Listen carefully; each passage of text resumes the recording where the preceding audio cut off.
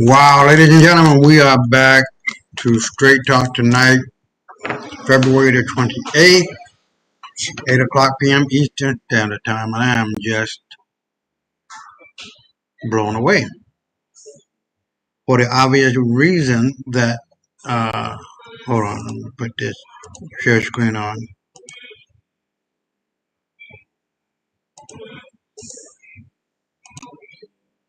For the obvious reason that we are at war with Iran. A proxy war, depending on how you want to look at it, that Israel is using America for, hey, what's up, bro? Peace, For, big brother. Don't let me interrupt you. Just keep going. We'll, no, no, we'll no. talk See, after see, you see. finish Yeah, your spiel. I got you. I got you. So I was saying that this is a proxy war. You can look at it either way. The result is still the same. You That talking about America, Iran? You talking about yeah, Iran? that America, right? That America is using Israel to attack Iran, or that Israel is using America to attack Iran, and it's really the second way of going about it. The second one counts. It is just horrific. It is beyond your wildest imagination. What's up, brother Willie? I really appreciate you being there. It's gonna be one. This war is gonna be extending beyond decades. It is the be all end all for white supremacy. It is the end all be all for the hegemony of America white folks using their political, economic, and military hegemony. Yeah, good to see you too, bro. And the fact that Africa is now united and is under one constitution, one voice, and one presidency, it goes beyond that. All of the uh, global south is uniting faster than you could ever think. That make your fucking head swim. If we must unite, we must unite, we must unite. And for what I'm understanding, China had a specific group of men that are only focused on killing Israelis. Any Israeli that is part of the idea, you have to be 18 or older, man or woman, they don't give a fuck. You're going to die. This is what Hitler was doing. This is what Hitler was doing. He took over the Rothschild banking entity in Germany, freed all of Germany from the shackles of um, slavery, I guess, economic slavery that the so-called fake Jews were doing in Germany, and starved them.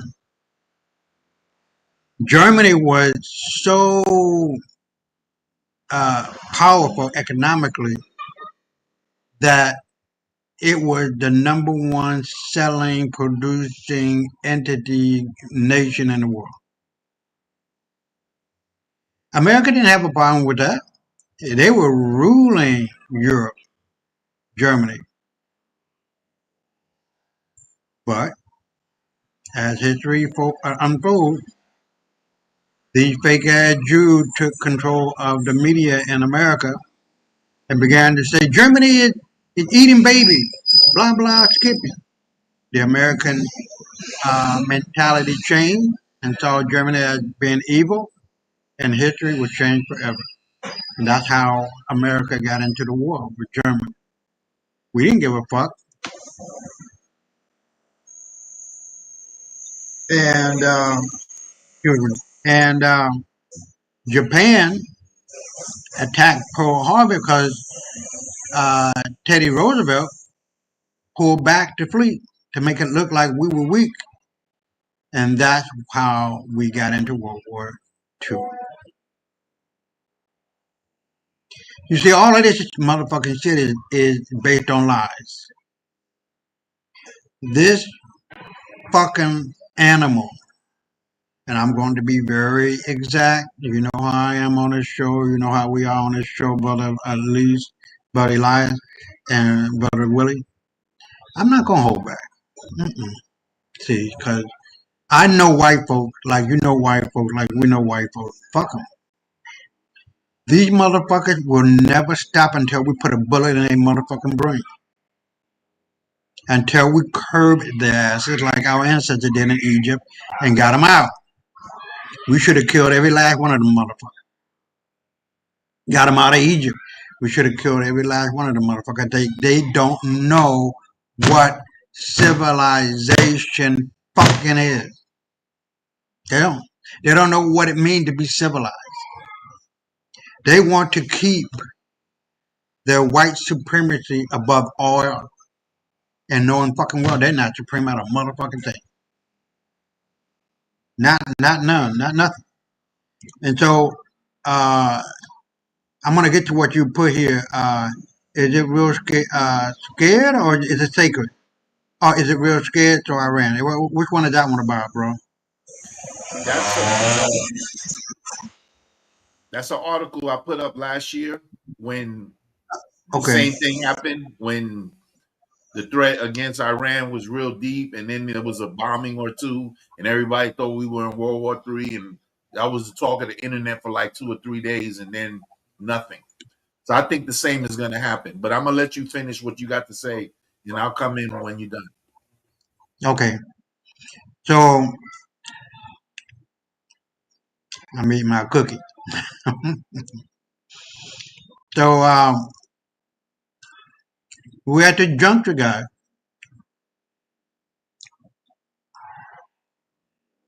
It's not about stopping Iran from having a nuclear bomb. It ain't got shit to do with that shit. It has every motherfucking thing to do with the Epstein files and that they don't want Iran to leak that shit. There were 3 places where they hit it. In Israel, Iran, and some other place. I don't forget, but we're gonna cover that during the broadcast. This Epstein file, bro, that I've gone through up to 1,000, not literally, but you know, a lot of videos. Do you fucking know that the reason why America is in $38 trillion in debt and more is because of Epstein? That motherfucker ain't dead. They printed out trillions upon tens of trillions of dollars, 50 trillion at best, and gave it to them in Israel. That's why. That's why.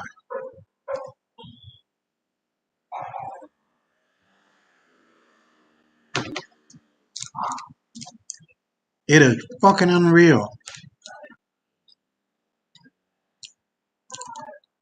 that Trump, no matter how small his dick is, can grab that motherfucker and his ball. He is definitely, unequivocally Israel's bitch because he trapped up in that Epstein file.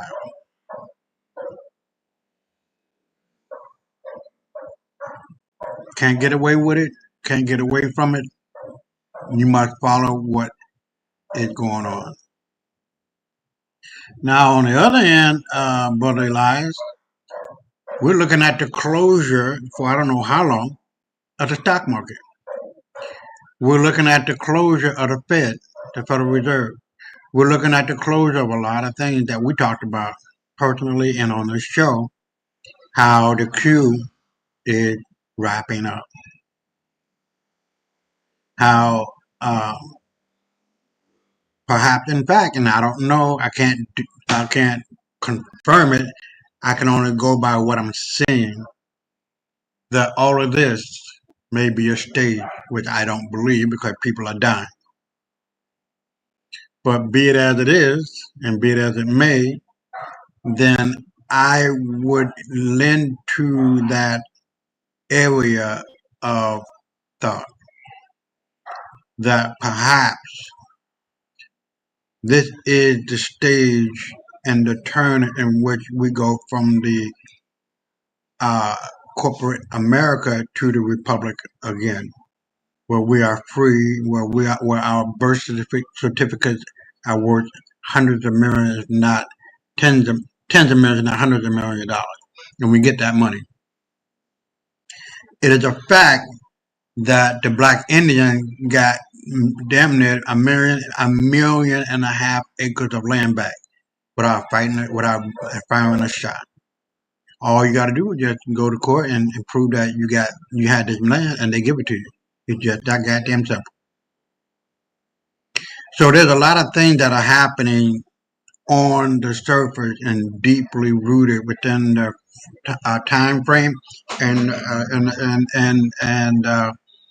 the American uh, infrastructure as far as economic and political goes, that we are seeing a turnaround for us and our people.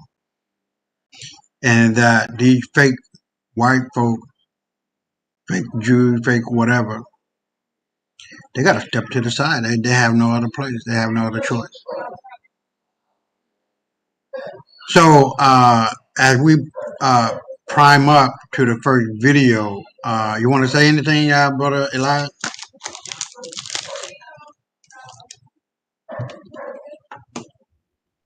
Yeah, can you hear me? Yeah. Okay, listen real quick. I'm just looking this up as you were speaking. I was looking this up on AI Overview, and I'm going to read it to you, and you people take it from where you want. Give me 1 second while I Okay. load up. All right.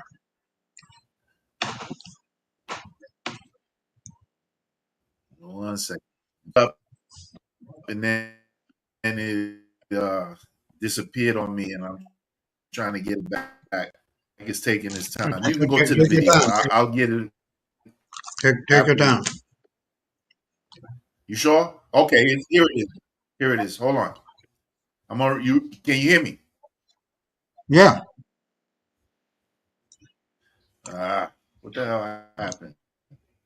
This thing is wilding, bro. When certain shows come on, this thing start acting like it ain't got no damn sense. Hold on.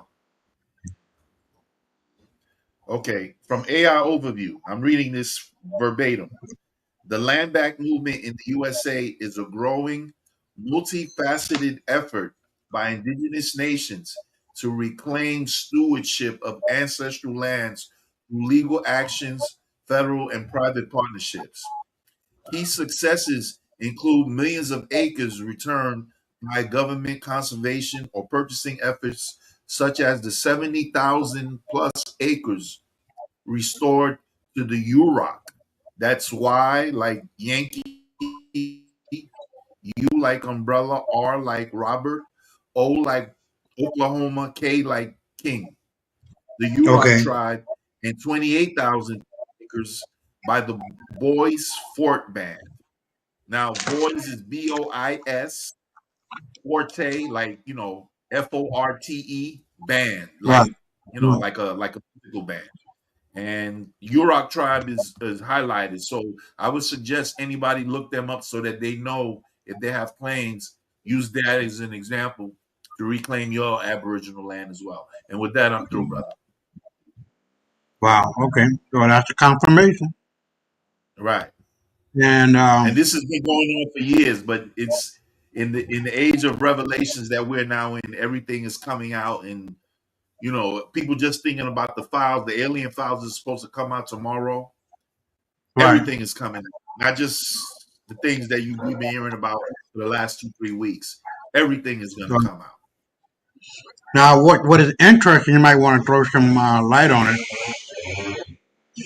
That on the third day of the third month, March, at 3:33, all of the planets will be lined up.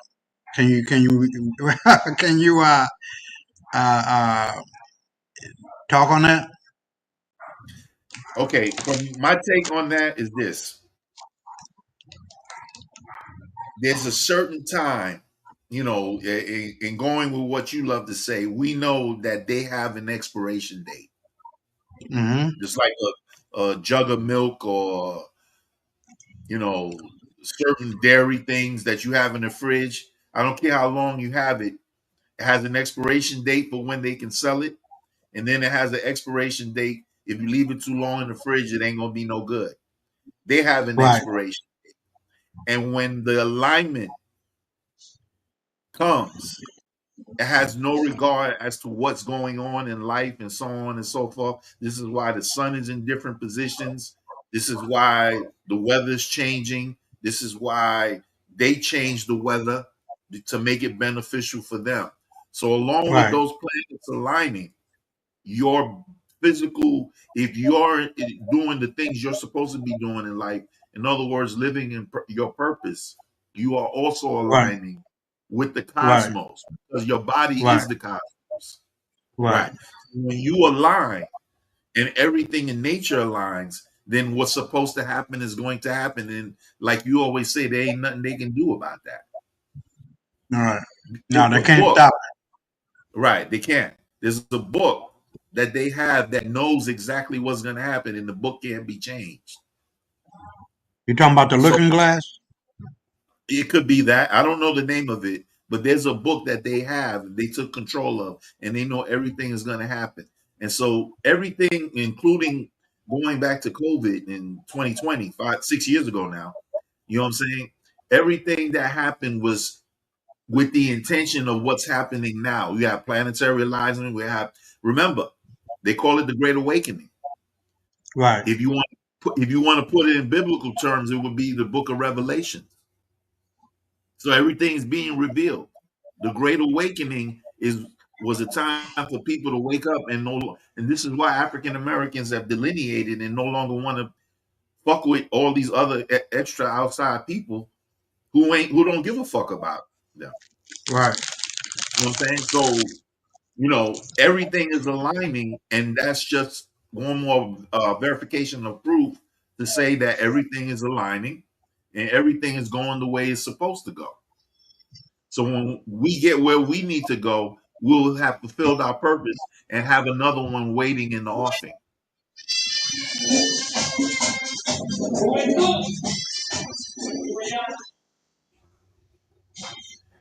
Yeah, I'm sorry about that. I had to throw that little No, no, no, cookie no, package no, no. You in good? the You garbage. good? The music cut me off Yeah. anyway, so I was just you heard everything I had to say. I mean, when you're in Okay. proper alignment, nothing can stop what you're doing because that's what you're supposed to be doing. Yeah, I ain't talking That's what. about a job. I'm not talking about the relationship you have with your family. I'm talking about what you're supposed to be doing. Right, And when right, you do right. it, you're going to get a lot of resistance because it's probably the most righteous thing you can do. Hold on. So if you can't stop somebody in their purpose, then you shouldn't be with them because Right, everybody has to live their purpose. right. 100, 100. Yes, sir. Um, we're gonna go. We're gonna get into Minister Farrakhan Okay. 3 minute speech about the war. Okay. He hit it dead on. It's gonna come up later, but he hit it dead on the head.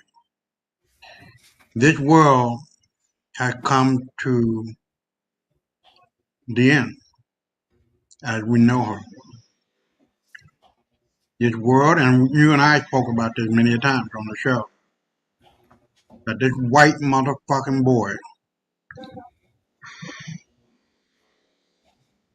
has turned this world upside down, making good bad, bad good, injustice, justice, justice, injustice. It's over. The world cannot take it anymore. We're tired. We're tired of seeing these gay ass white boys fucking each other in the ass, making everybody else fuck each other in the ass, making it look like it's normal and it's not normal. It is absolutely positively against what is holy. HOLY and WHOLLY. It goes against the very tenor and tone of the universe. And since the black man and woman, we are the very essence of the black universe filtered down in human form, that black color is not a color per se. It is a frequency, a God frequency. And when we are connected to that and we are aware of what is really and truly going on, we're not going to tolerate bullshit.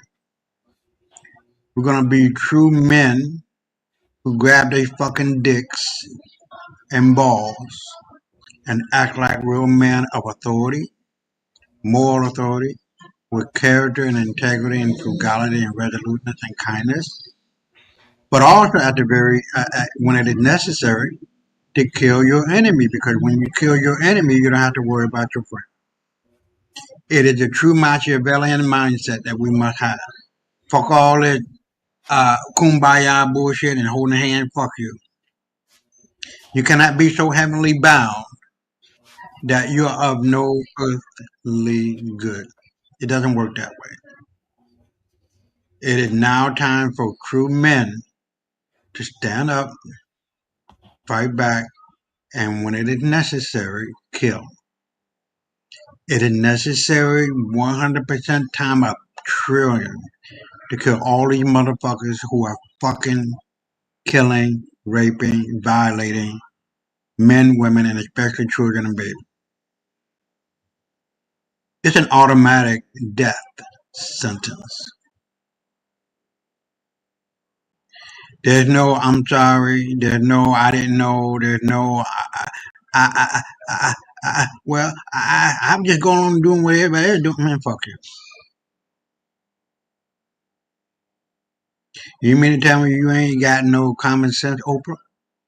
You ain't got no common sense, Chris Teigen, who is married to the black singer?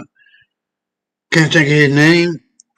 You mean to tell me you ain't got no common sense, Rihanna? You mean to tell me you ain't got no common sense, DiCaprio, and every other You talking motherfucker? about John Legend? You talking about John Legend? Yeah, John. Yeah, John Legend. These motherfuckers are eating human flesh, and the fallout of that is cruel. Uh, you can probably look that at KURU, and it is vicious upon the brain. DiCaprio, from what I'm hearing, ate 70 pounds of human meat. Obama and the white boy actor, I can't think of his name, he was in a boat with Obama with a child tied up, a special gift to Obama. You You know, talking these about George? motherfuckers, yeah, George George Clooney, Clooney? right. Man, to be that big of a star, you got to bend over and get it up the ass. Well, hey, listen. Well, you got it the other way around, bro. You don't get to that until you do those things, Wait a and minute, they say that pick again. you. It's the other way around. You have to How is go that? in order to get to being a big star, a movie star, a musician with a top 10 hit on the radio playing all day and night, Right, right. to be on Broadway as a star of the production, you have to go through the rituals because they have to be able to trust you. And this is why I always talk about my book on this channel, because that's what I exposed the entertainment industry. That book came out in 2014, 12 years ago. Okay, And I had no clue of half the stuff that we're talking about at the moment. But I knew a lot because I was involved in it.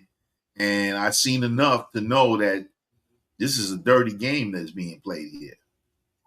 okay. So, yeah. So it's the other way around. You have to sacrifice someone like you said, you have to have, be ran through. Like I'm talking about like 18 big dick motherfuckers, Right. and whatever else they want you to do, humiliation rituals, all of that.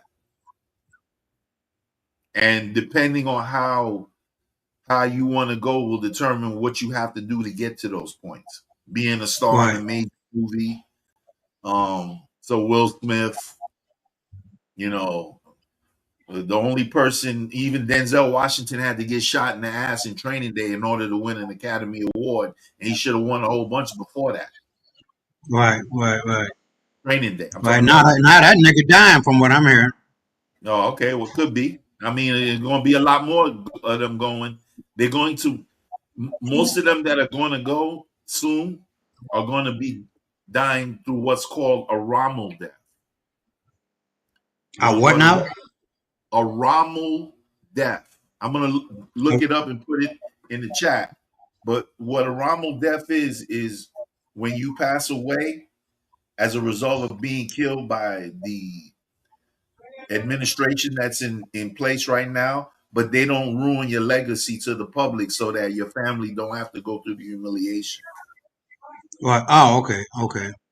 I'm All gonna right. put that in the chat so you can look at it Yeah. yourself. Please do. Yeah. That'll help. So, before we get into the videos, and man, I had dozens upon dozens upon dozens of videos that were driving me absolutely fucking crazy, and trying to differentiate which ones we're going to talk about, which one we're going to. Because normally I have a whole slew, but tonight I hope and I pray that I did a good job, that I filter out what needed to be filtered out, so that we can concentrate on what is really going on. So a lot of those videos had to do with the war and the fact that America thinks that it can do what it want to do when it wants to do it, with 16 years only a piece out of the 40, out of the 250 years in its existence, almost, or whatever, however many years old America is. 16 years a piece out of the 200, let's say 50. America is the number one terrorist organization on the planet. Economic terrorism, political terrorism, spiritual terrorism, and military terrorism. Hands down. Its child is Israel, is the number one bitch terrorist in America. It has political and economic cover and military cover of the United States to do what it wanted to do when it wants to do it, and break all treaties without suffering not one penalty. That should be obvious. So as we move forward, I want to let's get to the first one. Now, a lot of people are saying that Khomeini is dead. He's not dead. He just did a a speech, I guess. And I'll be right back. It's only 4 minutes long.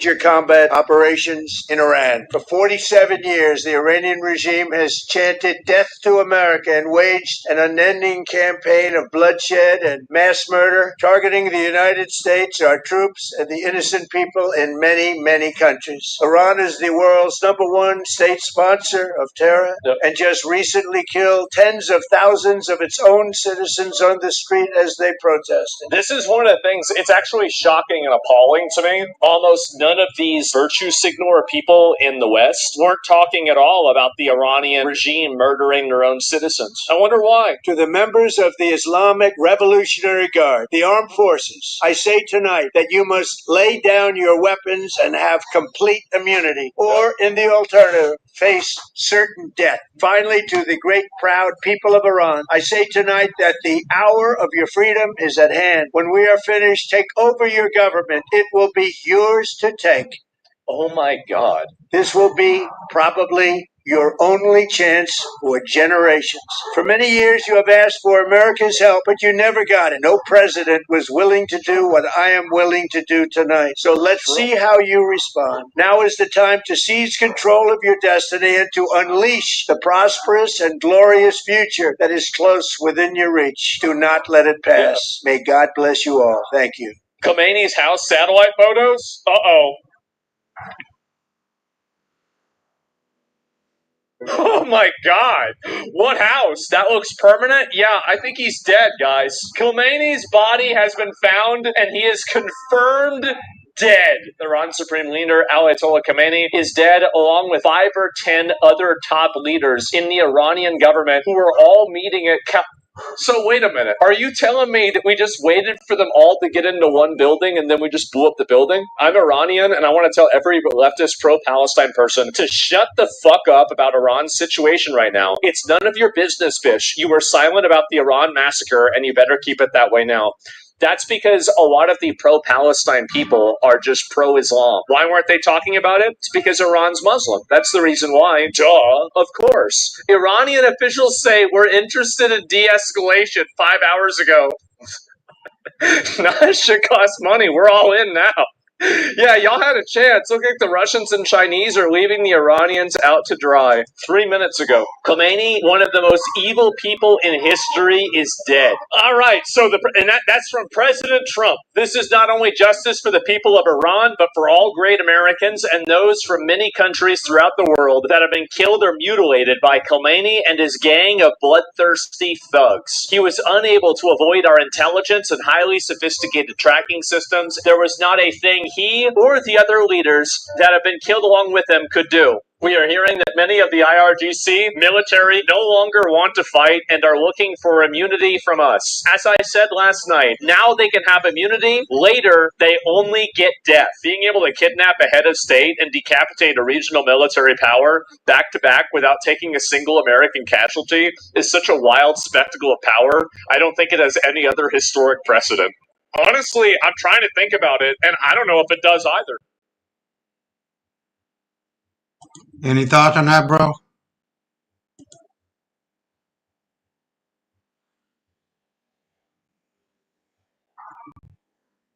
As these situations play out, it's going to get crazy because, like with Venezuela, top of the year,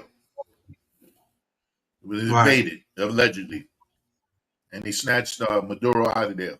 Now he's in New York. You don't even hear nothing about it anymore. To snatch a country's leader with 80 million people in it is massive. That's a massive undertaking. You just don't walk into a place like that. I know the story allegedly was that they dismantled all their weaponry and all that, and then just killed whoever resisted. But with that said, with this Iran situation, which is going to be way more severe because Iran has nukes. Iran is partnered with Russia. They have most of their deals with gas and oil and all that with them.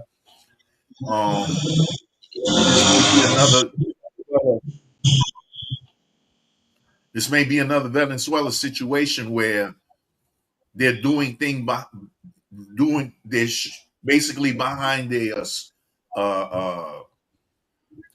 smoke bomb, where this is going on here, but while you're looking over there, this is really going on over there. And so, being that it's all just started, I don't want to comment because I don't know and I haven't been really looking into it.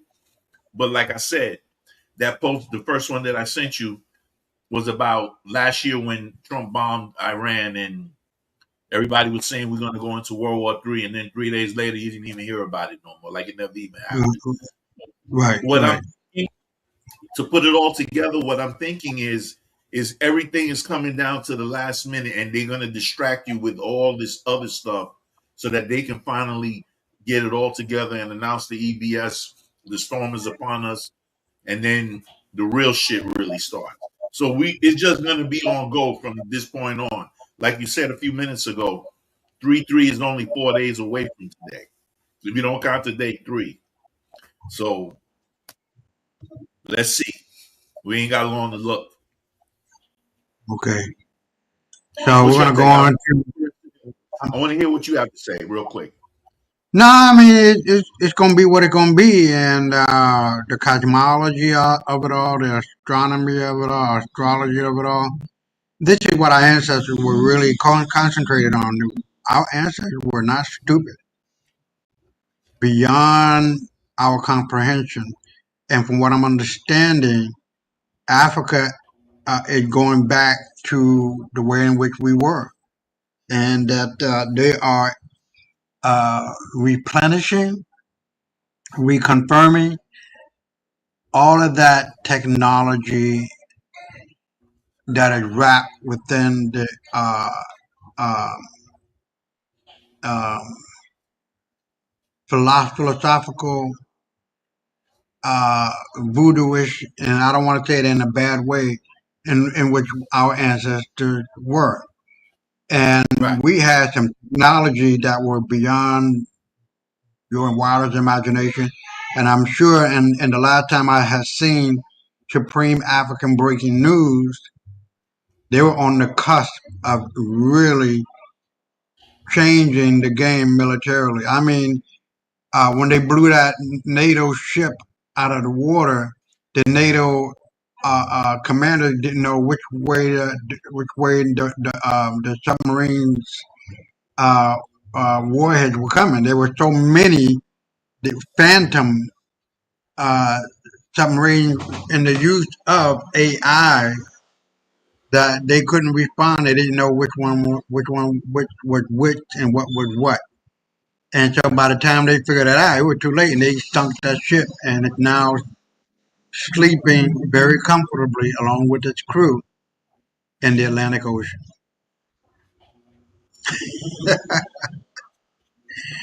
So we're looking at a game changer, and this is the reason why they took down Supreme African Breaking News from YouTube, man. Yeah. It was giving out too much. Gangster, bro. Yeah, Yeah. they were giving out too much information. I wanted And to it's add one more thing on before you do it. yeah. Go ahead. I'm sorry, I didn't mean to cut you off, brother. No, go ahead. Yeah, listen. One more thing in regards to that planetary alignment question you asked me a few minutes ago. Another thing I forgot to add in there as well is Mercury is now in retrograde as well. So that's Okay. going to cause a lot of miscommunication and confusion to a degree. And allegedly, this is the strongest one because it's at the beginning of the year. And Okay. it's going to go till the 20th of March, which would then be about the spring solstice. So not only do you have a Mercury in retrograde, but also during the change of season. And Wow. we know Okay. that officially speaking, well, as the saying goes, that the new year really starts when the spring starts. So Right. whatever that Right. means Right. to you. Right. Right. Okay. I agree. So let's see what I really like this guy, Jeffrey Sachs, dog son of a bitch. Let's go at it. He's a deep, dark son of a bitch. Tell you, because he's gotten us into endless wars, and because of the power of all of this in the U.S. politics, he's gotten his way. But that war was totally phony. So what is this democracy versus dictatorship? Come on, these are not even sensible terms. And even if they were sensible terms, under the UN Charter, we can have our democracy. You do what you want. I'd love for the United States to be a functioning democracy and to be a good example for other countries. I don't believe the U.S. has any right or any ability to put in place a democracy in any other country. Nor do I believe, by the way, that American democracy functions as a real democracy anymore on the life and death issues. Nobody has asked the American people anything about all these wars for decades. And by the way, I can tell you, and I'm telling you authoritatively and truly, they lie about every goddamn thing about these wars. And so that's not democracy either. Everything is phony. Everything is narrative. And so on the war and peace issues, the public has no say at all. If you were to ask the American people now, and in fact, Gallup does, do you support Biden's foreign policy? I think the support is, you can look it up, 25 to 35% perhaps. I don't even think it reaches 35%. Where's the democracy in this? It's a game. This is the deep state, and they have their wars, and every war has been phony. Some wars the American people are basically never told about. For example, the war in Syria. And you may actually hear from grown-up reporters who are lying through their teeth or ignorant beyond imagining that, oh, the war in Syria, yes, Russia intervened in Syria. Well, do you know that that Obama tasks the CIA to overthrow the Syrian government, starting 4 years before Russia intervened? What kind of nonsense is that? And how many times did the New York Times report on Operation Timber Sycamore, which was the presidential order to the CIA to overthrow Bashar al-Assad? 3 times in 10 years. This is not democracy. This is a game. And it's a game of narrative. Why did the U.S. invade Iraq in 2003? Well, first of all, it was completely phony pretenses. It wasn't, oh, we were so wrong, they didn't have weapons of mass destruction. They actually did focus groups in the fall of 2002 to find out what would sell that war to the American people. Abe Schultzky, if you want to know the name of the PR genius. They did focus groups on the war. They wanted the war all the time. They had to figure out how to sell the war to the American people, how to scare the shit out of the American people. It was a phony war. Where did that war come from? You know what? It's quite surprising. That war came from Netanyahu, actually. You know that? It's weird. And the way it is that Netanyahu had from 1995 onward the theory that the only way we're going to get rid of Hamas and Hezbollah is by toppling the governments that support them. That's Iraq, Syria, and Iran. And the guy's nothing if not obsessive. And he's still trying to get us to fight Iran this day, this week.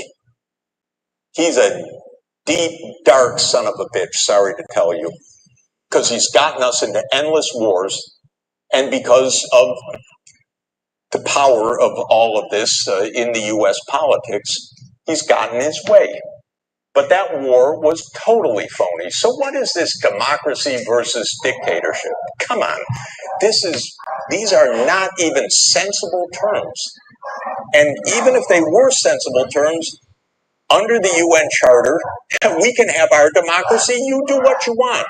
It happens to be the case that China has had a centralized administrative state for 2,245 years, ever since Emperor Qin Shi Huangdi unified the Qin dynasty.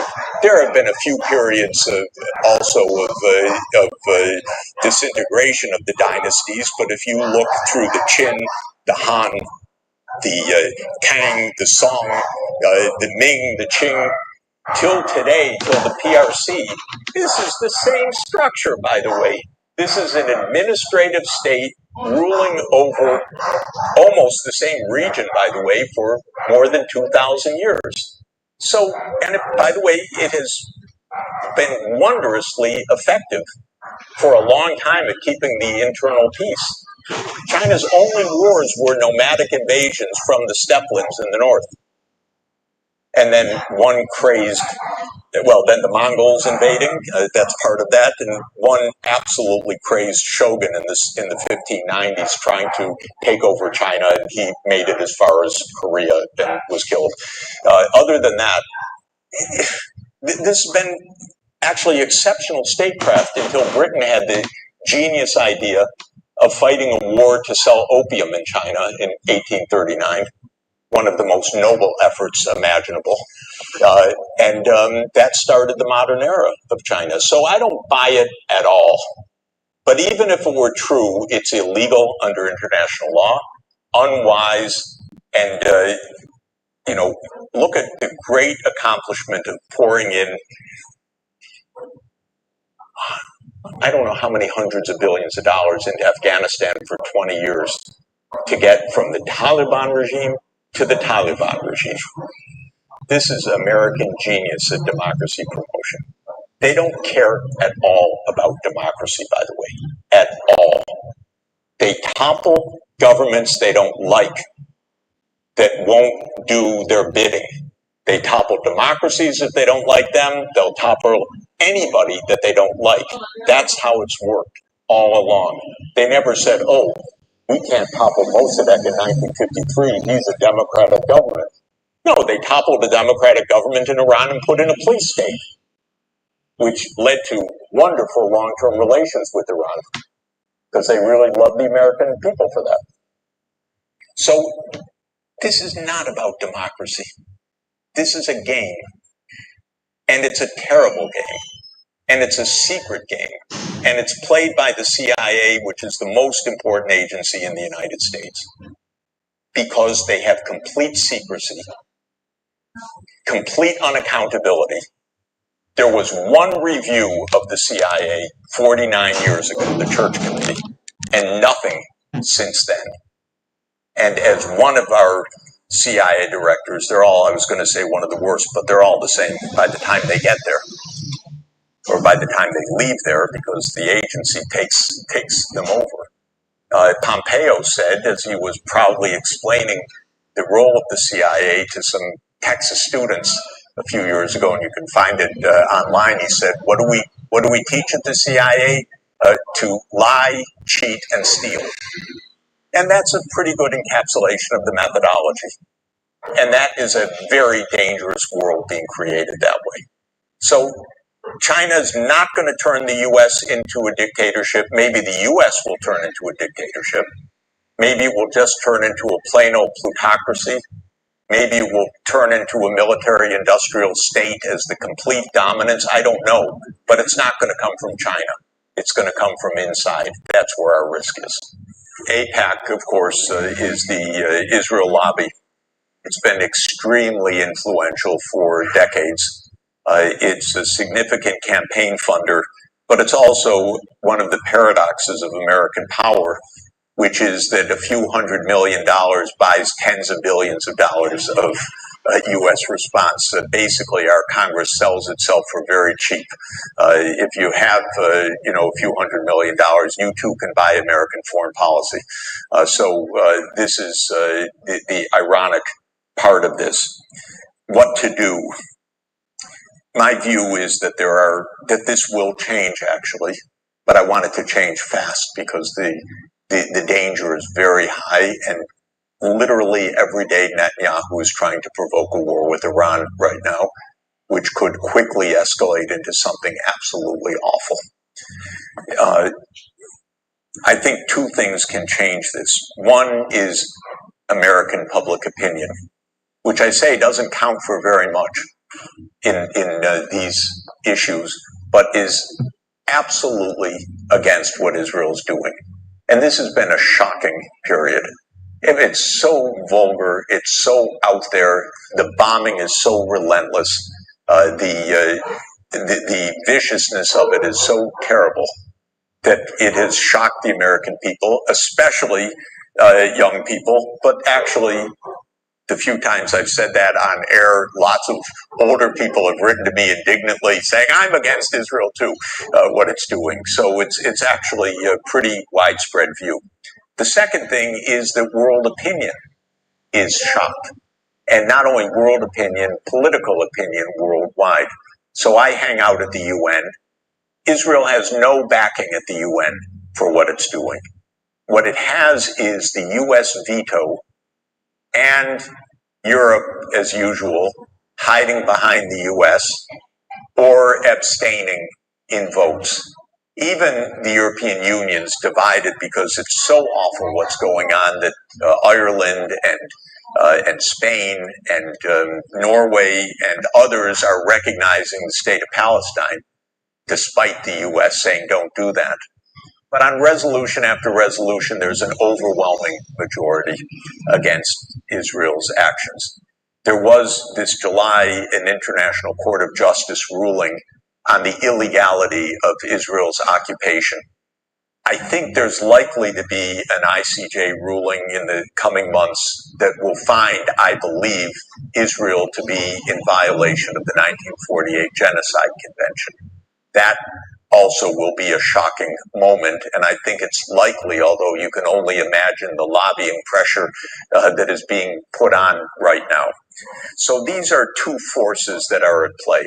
My idea specifically is I'm urging, actually quite actively, the Organization of Islamic Cooperation and the Arab League to put forward a specific plan now.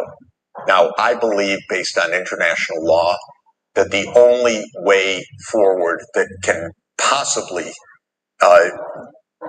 become established is a state of Palestine agreed on international law alongside a state of Israel.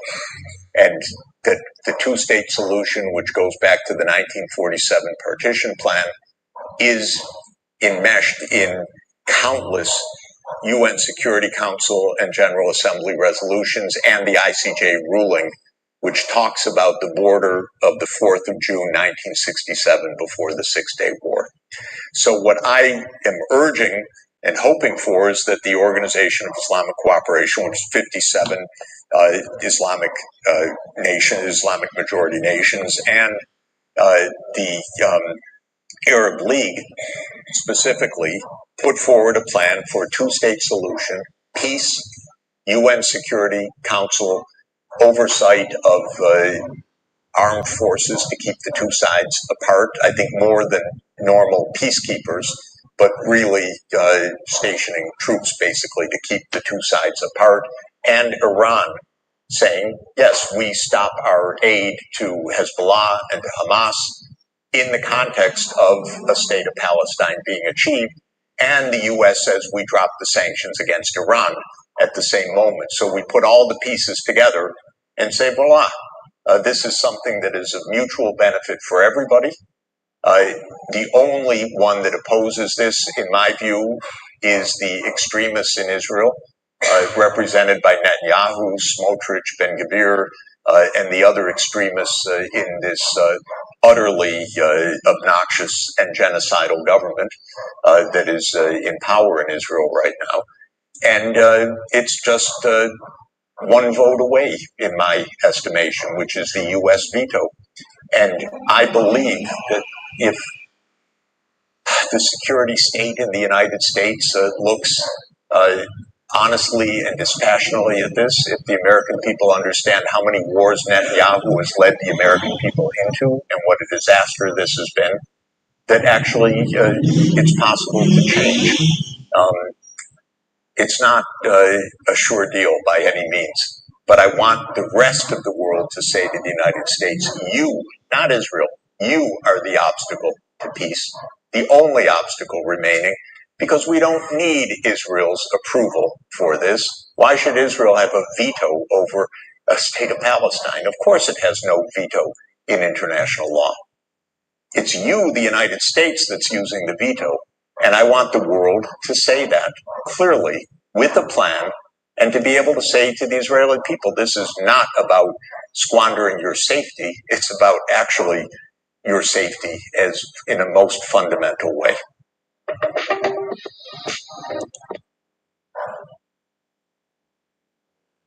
Any thoughts about that, bro?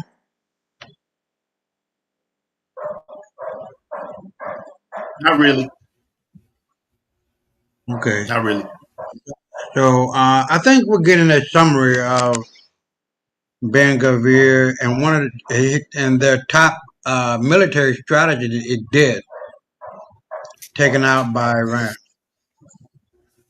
But what we're looking at is the hubris, the pride, and the mental illness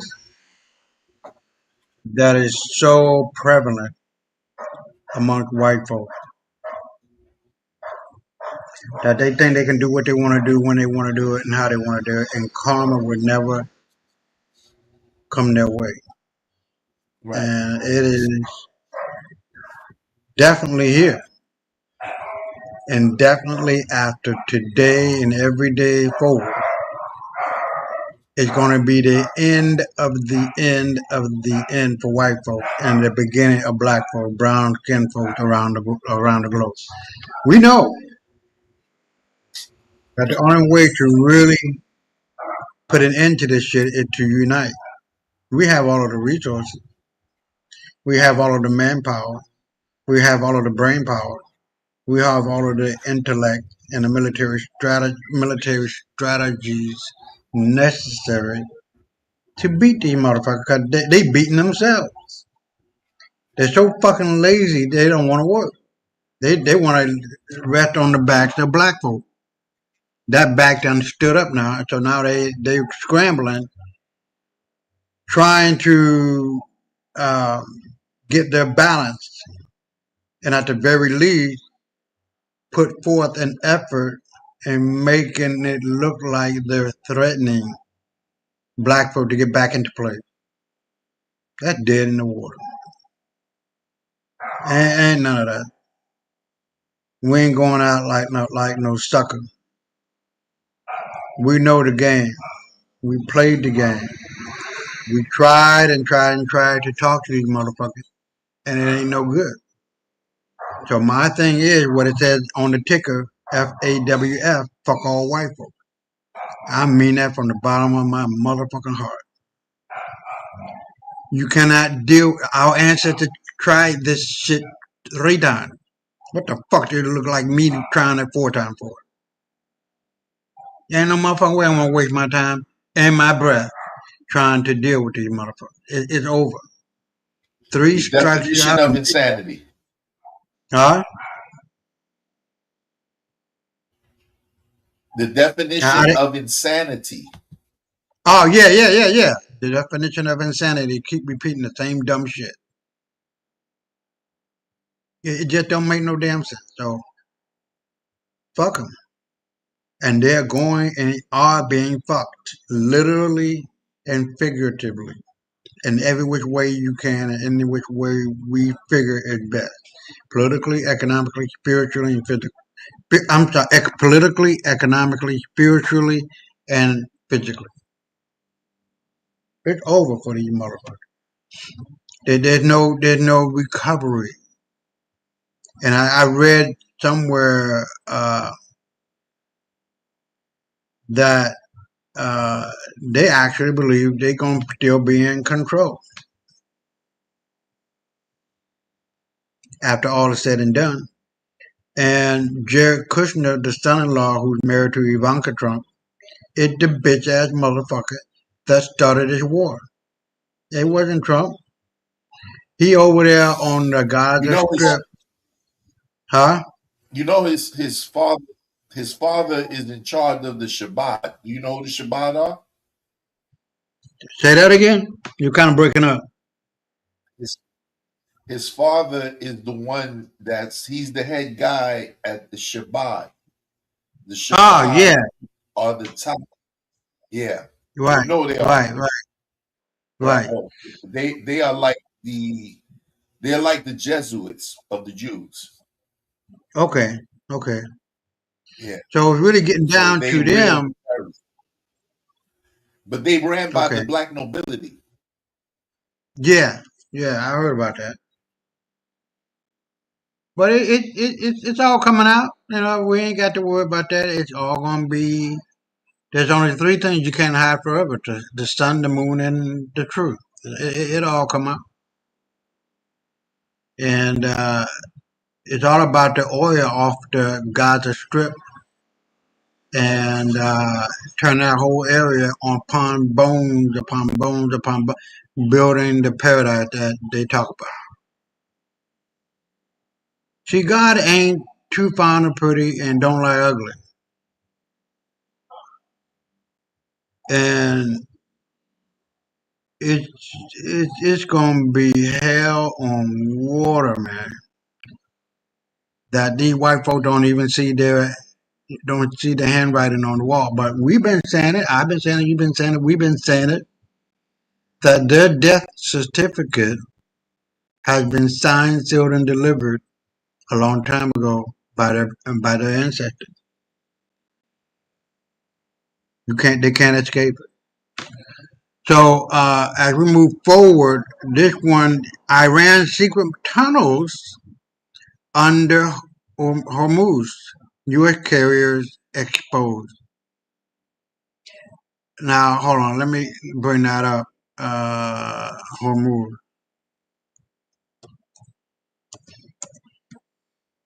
So that people will know. They already know. Okay, here we go. So you got the Persian Gulf, you got the Gulf of Oman, and that little 21-mile, 22-mile stretch of land, not land, but a stretch of water as they go through the Strait of Hormuz, where a lot of these so-called naval ships are at. And they are right off the coast. The Gerald Ford, right? It's right off the coast of Israel. Man, all of these are in danger of being sunk, rather. I'll be right back. Iranian state television broadcast footage that no American defense official wanted the public to see. The commander of the Islamic Revolutionary Guard Corps Navy, Alireza Tangsiri, appeared inside an underground facility built beneath the seabed. Behind him, arranged in rows, were hundreds of cruise missiles ready for launch. The tunnel stretched beyond the frame of the camera, and Tangsiri, standing inside what he described as a wide network of missile tunnels beneath the sea, made a statement that reframes the entire U.S. military buildup now underway in the Middle East. These tunnels, he said, were developed specifically to confront American vessels operating in the Gulf and the Sea of Oman. He was not issuing a warning. He was conducting a tour. The footage aired at a moment carefully chosen for maximum impact. The USS Abraham Lincoln Carrier Strike Group had recently arrived in the Arabian Sea. The United States was escalating rhetoric about military options against Iran's nuclear program, and Iran's leadership had concluded that the American public, which would ultimately determine the political viability of any military action, needed to understand what its Navy would be sailing into. The tunnel tour was not a military briefing. It was a deterrent broadcast, and its target audience was not the Pentagon. It was the American voter who would see the footage on social media and news broadcasts and ask a question the Pentagon cannot easily answer. If those missiles are beneath the water, how do you destroy them before they launch? 1 month later, the USS Gerald Ford, the largest aircraft carrier on Earth, arrived off the coast of Hold on.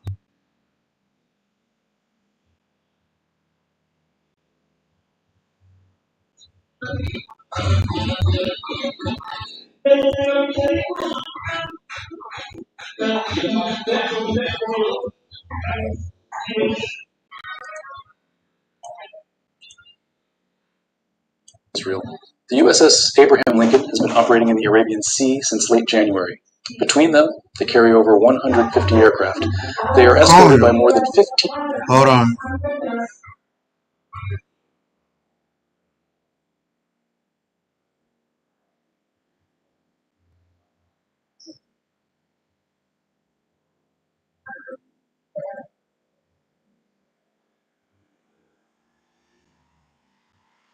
guided missile destroyers and cruisers. Together with support ships, aerial tankers, and ground-based assets, they represent the largest American military deployment in the Middle East since the 2003 invasion of Iraq. And their operational path runs directly through the body of water beneath which Iran says it has built its most survivable weapon system. The Strait of Hormuz is 21 miles wide at its narrowest point. The shipping lanes, The commercial and military vessels must transit are just 2 miles wide in each direction, separated by a 2-mile buffer zone. The northern shipping channel runs within a few dozen kilometers of the Iranian coast. Iran controls the entire northern shoreline. It controls 7 of the 8 major islands in the strait. It maintains military installations on Abu Musa, Greater Tunb, and Lesser Tunb, islands whose sovereignty the United Arab Emirates disputes, but whose Iranian garrisons have been in place since the 1970s. Every American warship entering or exiting the Persian Gulf passes through this geography. And according to the IRGC's own broadcast, it passes directly over tunnels containing hundreds of cruise missiles with a range exceeding 1,000 kilometers. I'm going to walk you through what Iran revealed in that broadcast and what it deliberately withheld, why underwater missile tunnels represent a fundamentally different threat than the surface-launched missiles the U.S. military has planned against for decades, what the Qadr 380L missile is, and why its guidance system matters more than its range, how Iran's anti-access strategy in the Strait is designed not to defeat the U.S. Navy, but to make victory prohibitively expensive, what happened when the U.S. military wargamed this exact scenario in 2002, and why the result was so alarming that the exercise was restarted, what Iran's live-fire drill in the Strait 3 weeks ago demonstrated about operational readiness, and why the convergence of underwater tunnels, surface swarm tactics, naval mines, and anti-ship ballistic missiles creates a layered threat that no single defensive system can neutralize. Start with the tunnels themselves, because the engineering choice reveals the strategic logic. Iran has built underground missile bases before.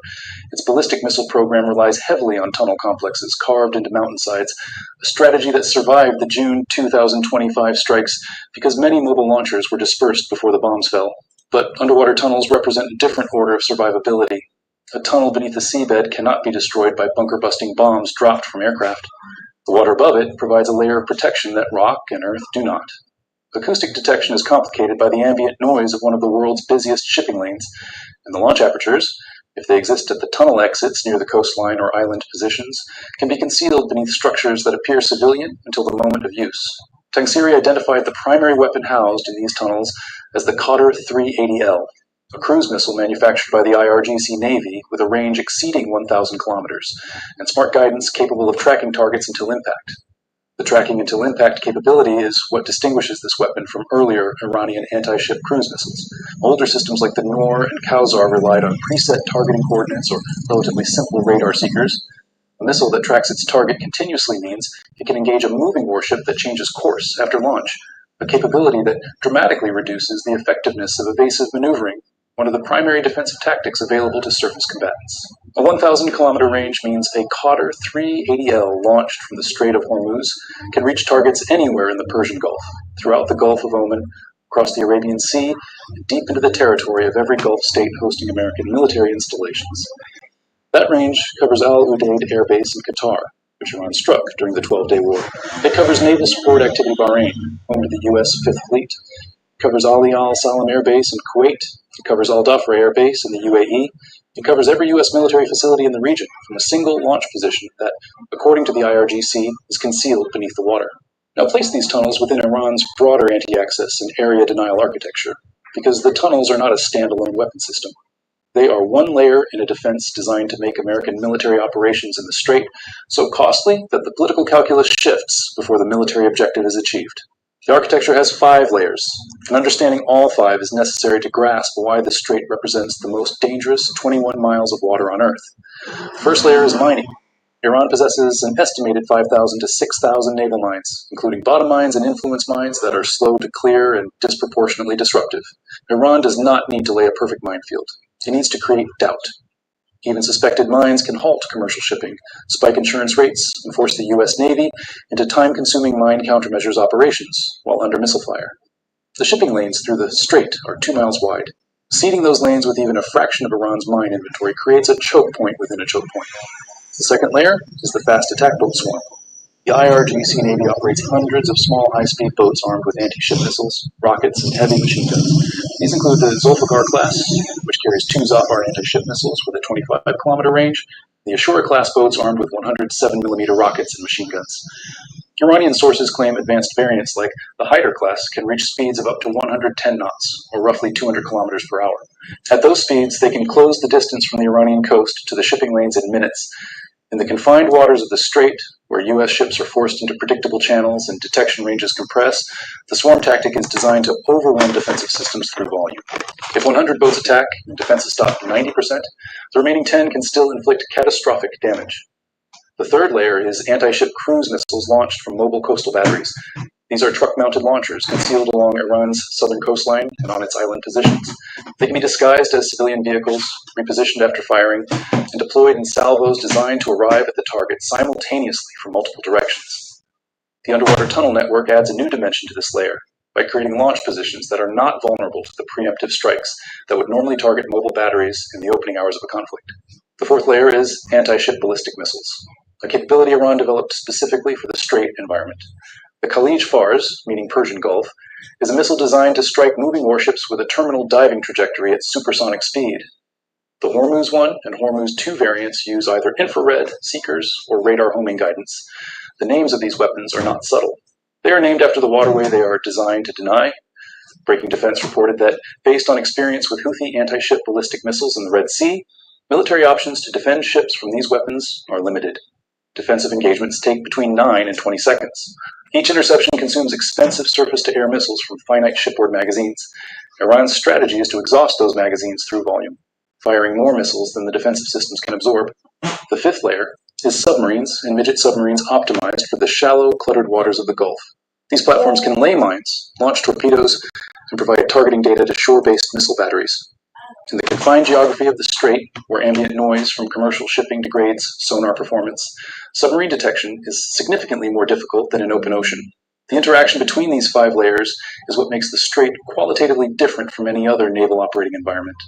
American carrier groups are designed to operate in blue water, open ocean, where their range, sensor coverage, and aircraft provide decisive advantages. The Strait of Hormuz compresses those advantages into a 21-mile channel where the Iranian coast is always within missile range, the shipping lanes are predictable, the water is shallow enough to complicate submarine operations for both sides, and the volume of commercial traffic creates a clutter environment that degrades radar discrimination. The U.S. Navy knows this. It is why carrier groups have historically stationed in the Arabian Sea outside the Strait, rather than transiting through it during periods of high tension. But the current deployment has placed assets on both sides of the Strait, with the Abraham Lincoln in the Arabian Sea and the Gerald Ford approaching from the Mediterranean, creating a force posture that requires either transit through the Strait or operations within range of its defenses. In 2002, the U.S. military conducted a war game called Millennium Challenge that simulated a conflict with an unnamed Middle Eastern adversary widely understood to represent Iran. The exercise cost $250 million and involved 13,500 service members. The opposing force commander, retired Lieutenant General Paul Van Riper, used unconventional tactics including small boat swarms and cruise missiles launched without radio traffic to avoid electronic detection. He used motorcycle couriers instead of radio communications to coordinate attacks, denying American signals intelligence the intercepts it relied on to anticipate enemy movements. In the simulation, Van Riper's forces sank 16 major warships, including an aircraft carrier and 10 cruisers, in minutes. The simulated death toll was estimated in the thousands. The result was so alarming that the exercise was halted and restarted with constraints that ensured the U.S. force would win. Opposing force boats were prohibited from approaching American ships. The opponent was required to use electronic communications that U.S. systems could intercept. Van Riper publicly resigned his command of the opposing force and criticized the restart as rigging the outcome to confirm pre-existing assumptions. The exercise revealed that in confined waters against an adversary using asymmetric tactics, the U.S. Navy's technological superiority could be overwhelmed by volume, speed, and geography.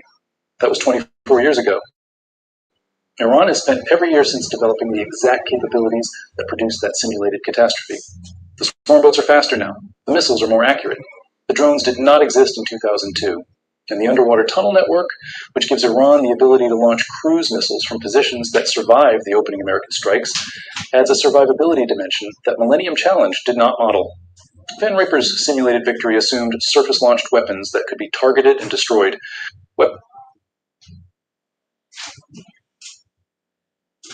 I joined Christian Cupid because I wanted to find someone who believed in God, trusted in Him, and didn't leave me alone. Hold on.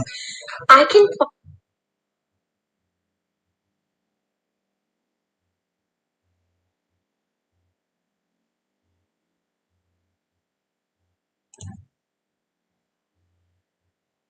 Now, come on, man.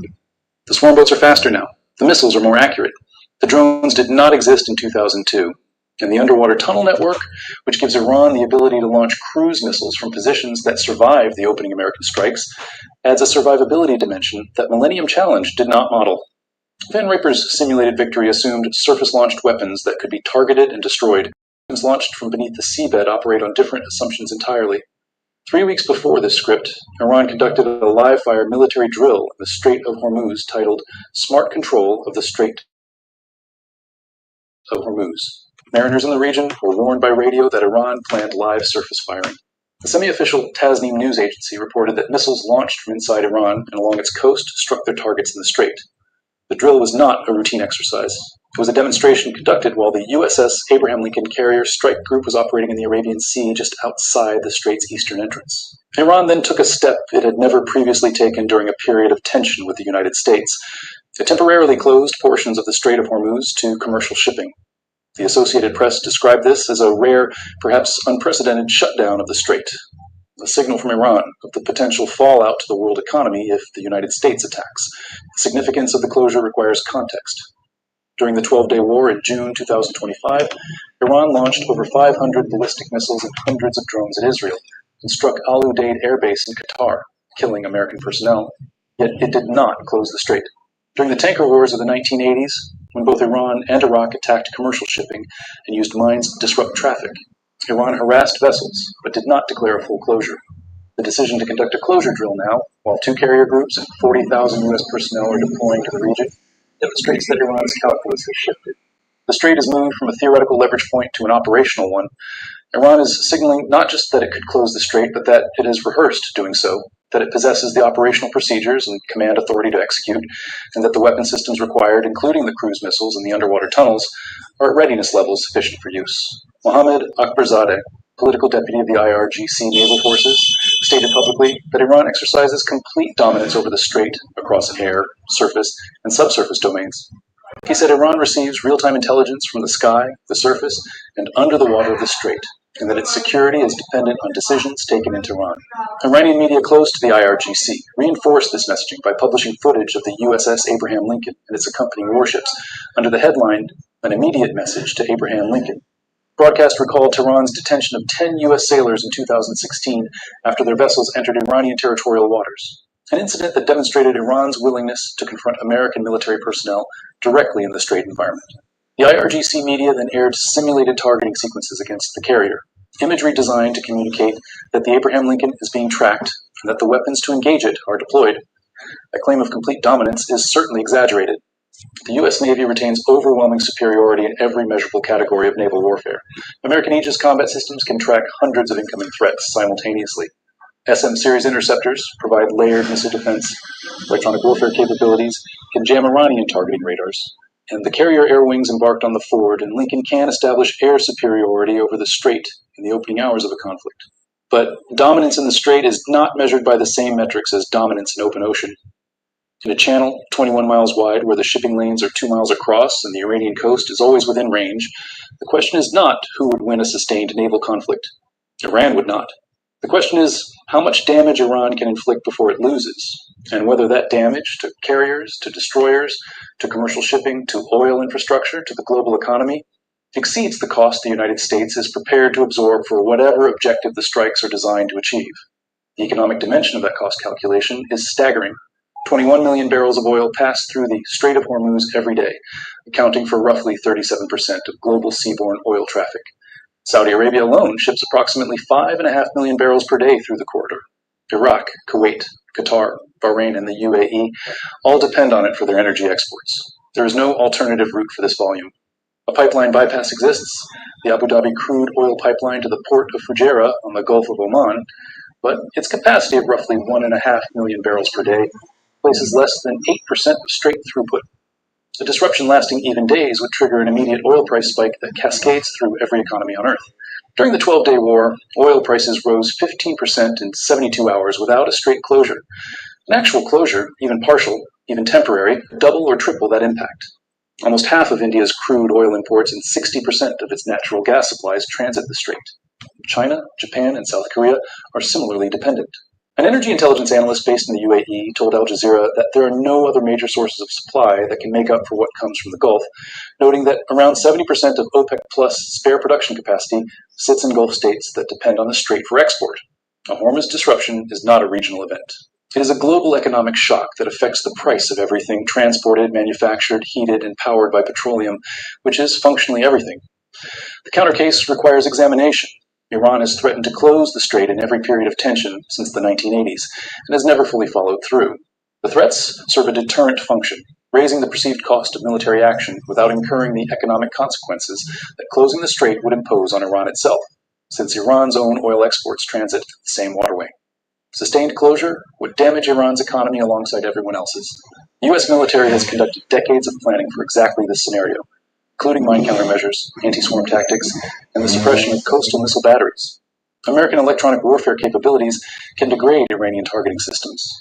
F-22 stealth fighters now in theater can establish air superiority before surface operations commence. And the underwater tunnel network, while adding survivability, also has limitations. Tunnels have fixed exit points that can be identified through intelligence and targeted with precision munitions. The missiles inside them must still transit through water to reach launch altitude, creating a signature that surveillance systems can detect.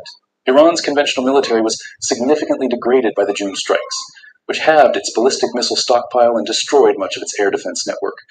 A force that lost approximately half its missiles and most of its advanced air defenses 7 months ago is not the same force it was before, regardless of the survivability of individual systems.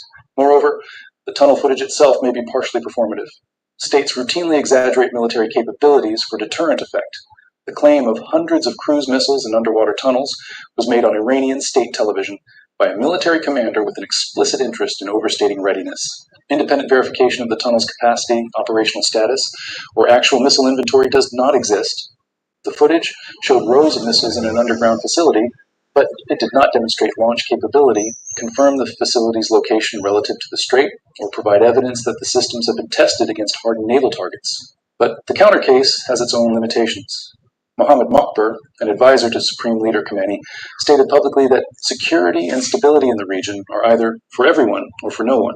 He warned that any uncalculated step targeting Iran's interests would be met with a strong and decisive response, whose repercussions would not be limited to the attacking party, but would affect the entire region and its allies with dangerous shockwaves that would severely impact the global economy. That language, from a figure in Khamenei's inner circle, describes the strait not as a bluff, but as a weapon, and the live-fire closure drill suggests the weapon has been taken off safety. But the relevant question for the current crisis is not whether the U.S. Navy can eventually neutralize Iran's strait defenses. It almost certainly can. The question is what the cost of that neutralization would be in the opening hours and days of a conflict when the underwater cruise missiles, the minefields, the swarm boats, the anti-ship ballistic missiles, and the coastal batteries all activate simultaneously against American warships operating in the most confined and heavily targeted body of water on Earth. The tunnels that Tangsiri revealed on Iranian television are designed to ensure that at least one layer of that defense survives the initial American strikes, because if the tunnels survive, the cruise missiles inside them survive. And if the cruise missiles survive, every American ship within 1,000 kilometers of the strait remains at risk even after the surface batteries have been destroyed. Here is what to watch. If the USS Gerald Ford transits through the Strait of Hormuz to enter the Persian Gulf, it will be the most significant naval movement of this crisis, because it places a 100,000-ton carrier inside the body of water that Iran's entire anti-access architecture is designed to deny. If the Ford remains in the eastern Mediterranean or stations in the Gulf of Oman outside the strait, it indicates that U.S. naval planners have concluded that the risk of transit exceeds the operational benefit. Watch Iranian naval movements around Abu Musa and the Thumb Islands, which sit directly in the shipping lanes. Watch for commercial shipping diversions or insurance rate spikes for vessels transiting the strait, which indicate institutional assessment of imminent conflict. Watch for whether U.S. mine countermeasures vessels deploy forward, which would indicate preparation for clearing operations that only matter if the strait is expected to become contested. And watch oil prices. Brent crude at $70 means the market is pricing in diplomatic resolution.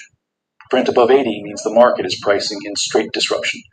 Brent above 100 means the market has concluded that the 21 million barrels per day are at risk. The tunnels exist, the missiles are inside them, the carriers are sailing toward them, and the man who commands the force that built them said on Iranian state television that they were developed specifically to confront American vessels. Every element of that sentence is a verified fact. What remains unverified is Whether the confrontation those tunnels were built for is days away, weeks away, or will be averted entirely by a deal that neither side has yet been willing to make. The Strait of Hormuz has been called the most important choke point in the global economy for decades. It has never been more dangerous than it is right now, and the weapons designed to make it dangerous are not on the surface, where satellites can track them and bombers can destroy them. They are beneath the water, where the carriers cannot see them, and where the bunker busters cannot reach. In 2002, when Paul Van Riper sank a simulated American carrier fleet in the Millennium Challenge wargame, the exercise was restarted so the U.S. side could win. In the Strait of Hormuz, there is no restart. The missiles are real, the tunnels are real, the 21 million barrels of oil are real, and the two carrier strike groups now operating within range of a weapons system specifically designed to kill them are as real as anything the United States has deployed since the last time it sent this many ships toward a country it was preparing to attack. The question is whether the people making the decision to send them understand the difference between a war game that can be reset and a strait that cannot.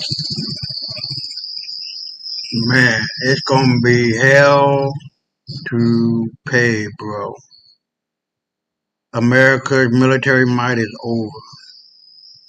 Nobody ain't scared of that bullshit, you know what I mean? They wasn't even scared a long time ago. So, what the fuck? You know, the biggest warship, the JR4, that motherfucking can be sank, or sunk rather. Any thought? Robert Davis Steele, somebody who I always talk about, was saying this 10, 15 years ago. He said they're just the way they have drones deployed now and missiles, and everybody got them now, even if they're outdated. All you need to do, man, you hit a nuclear powered ship with a grenade, it's over. You're gonna bomb 1,000-mile area like in no time. Right. Again, I'm gonna say it again, brother. These are the last days, and they gotta distract. They gotta, they fighting for another week basically, because like we say, we know this is over. Because I know President Trump, the real one, not the fake one or the fake Right, ones. right. We'll talk about that too, because it seemed to be a lot of cloning going on. Well, I mean, the Epstein files is talking about that too. The Epstein file Right, has released that the same motherfuckers we talking about is the ones that did the pandemic, not plan. right, Nah. right. Pandemic, right, So they all doing the same thing, because this is how they do it, bro. They devise a scheme, and then everybody who's at the top of the food chain in each sector of war, medicine, healthcare, whatever they do, they all throw in their money as an investment. And the end result is the demise or the severely injured of those who fell victim to the rhetoric. right, So basically, this is just another one, because when you talk in Israel, you're talking Mossad. When you're talking Mossad, who was the one in charge of Jeffrey Epstein? The Mossad. right, Possibly with the side of the CIA and even a slice of MI6. So they right, all embed together at the top echelons. We don't see those people because those people are still have been unnamed.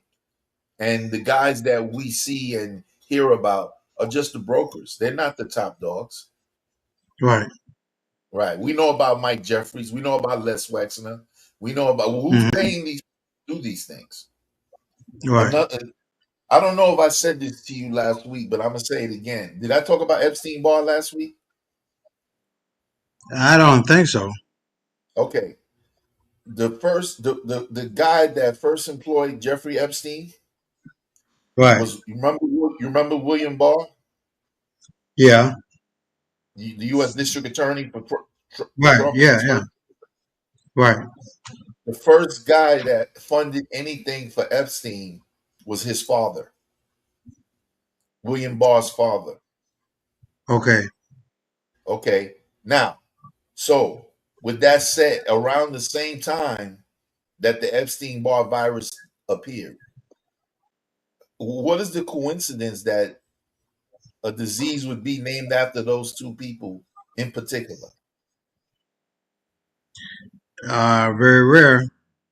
Okay, so I'm just trying to show you the synergy, the connectivity, the intersectionality of how all these motherfuckers are at the they all at the same meetings. And if it ain't them in particular, it's their fucking board members and their representatives. So it's all of them at the same time. Gates, Soros, on and on and on. And I believe, with the exception of Epstein, because he probably, for all we know, he could be a triple fucking what they call them when you are working for both sides, a double agent, No, double agent, yeah. or double cross. Yeah, that's the word I'm looking for. He could be a triple cross because that's what they do. Because from what I understand, let me give you an example of what I'm saying. I'm not going to talk too long. Allegedly, this is the case. Eric Snowden, the one that is a fugitive in China. I don't know where he is now. I don't keep up with that shit. Right. Eric Snowden originally worked for the FBI to spy on the CIA. Right. When he saw some of the shit that he didn't like going down in both sectors, he decided to just become a whistleblower. And being that he knew the inner operations of both, he knew how to get the hell on without them catching on to him before he got the hell out of Dodge. Right. Right. So what I'm saying is there's a lot of shit. Remember the movie, and I always refer to this movie. Remember the movie Swordfish? No, I don't recall that one. What is it? Okay. It was a movie, Swordfish. It was about a guy, Hugh Jackman. He was a hacker. Oh, He's a okay, hacker. yeah. Mm-hmm. Yeah. And John Travolta was like bribing a senator or some shit. I don't know what position the guy held, but he was a high up politician in the United States, and he was telling him where to get this money at. And in the whole process, everybody was killing each other, but then they reappeared later on in the movie. So basically, It was about two. It was a star-studded cast, a very popular movie when it was out. John Travolta, Halle Berry, maybe one or two other big actors. So it was a very movie, and it's a good movie too. So I suggest you watch it to see where I'm coming from with what I'm saying to you. Because they were supposed to have died in a helicopter crash, but at the end of the movie, they're in some island paradise, enjoying the money that they wound up getting. Okay. Right. So just trying to give some examples so that people can look at it from another perspective as to what I just said. I yield. Okay. So as we move forward here, this is an 11-minute one. Won't spare Americans. IRGC first declaration as missiles rain over U.S. bases. Israel-Iran war. I'll be right back. And drone attacks at Israel after the United States and the Israeli military targeted several parts of the country. The Iran Revolutionary Guard Corps, or IRGC, said in a statement, the first wave of widespread missile and drone attacks by the Islamic Republic of Iran against the occupied territories has begun. In the statement, the IRGC said the attacks were in response to the hostile and criminal enemy's aggression against the Islamic Republic of Iran. Earlier, Iran's Supreme National Security Council confirmed its armed forces had commenced a decisive response to these hostile acts.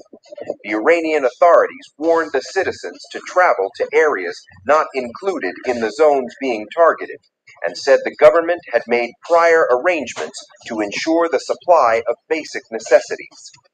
Iranian TV released footage on Saturday showing destruction in Tehran following U.S.-Israel attacks on the Iranian capital, Tehran.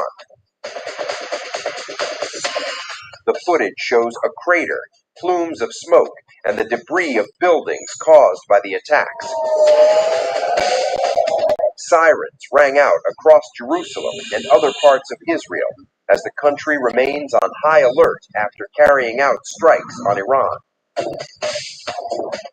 Explosions were also heard as the country worked to intercept incoming Iranian missiles. You can hear the sirens are going off right now, and this is indicating essentially that there is a barrage of missiles, Israel's army says, coming towards Israel from Iran. And this is a retaliatory attack. These sirens are coming hours after Israel and the U.S. launched an attack on Iran early Saturday morning. President Trump said on Saturday that this was a major attack on Iran. He said that Iran was continuing to develop nuclear weapons, and he encouraged the people of Iran, he said, to take their government. So we have been expecting this in Israel and across the region for weeks, as Israel has, the U.S. has amassed this huge military buildup around Iran. And so these sirens right now, they're indicating that missiles are about to come to Israel. Israel's government has said that they have launched the attack to remove threats. They have told people to shelter in place.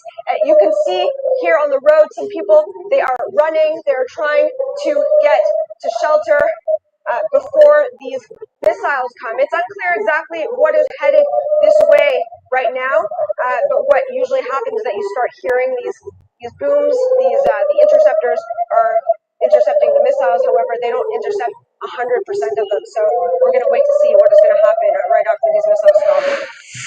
U.S. President Donald Trump, in a Truth Social video message, said the U.S. military had begun major combat operations in Iran. He claimed Iran has continued to develop its nuclear program and plans to develop missiles to reach the U.S. A short time ago, the United States military began major combat operations in Iran. Our objective is to defend the American people by eliminating imminent threats from the Iranian regime, a vicious group of very hard, terrible people. Its menacing activities directly endanger the United States, our troops, our bases overseas, and our allies throughout the world. For 47 years, the Iranian regime has chanted death to America and waged an unending campaign of bloodshed and mass murder, targeting the United States, our troops, and the innocent people in many, many countries. Among the regime's very first acts was to back a violent takeover of the U.S. Embassy in Tehran, holding dozens of American hostages for 444 days.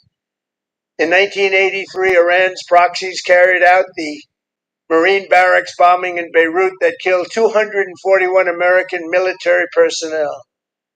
In 2000, they knew and were probably involved with the attack on the USS Cole. Many died.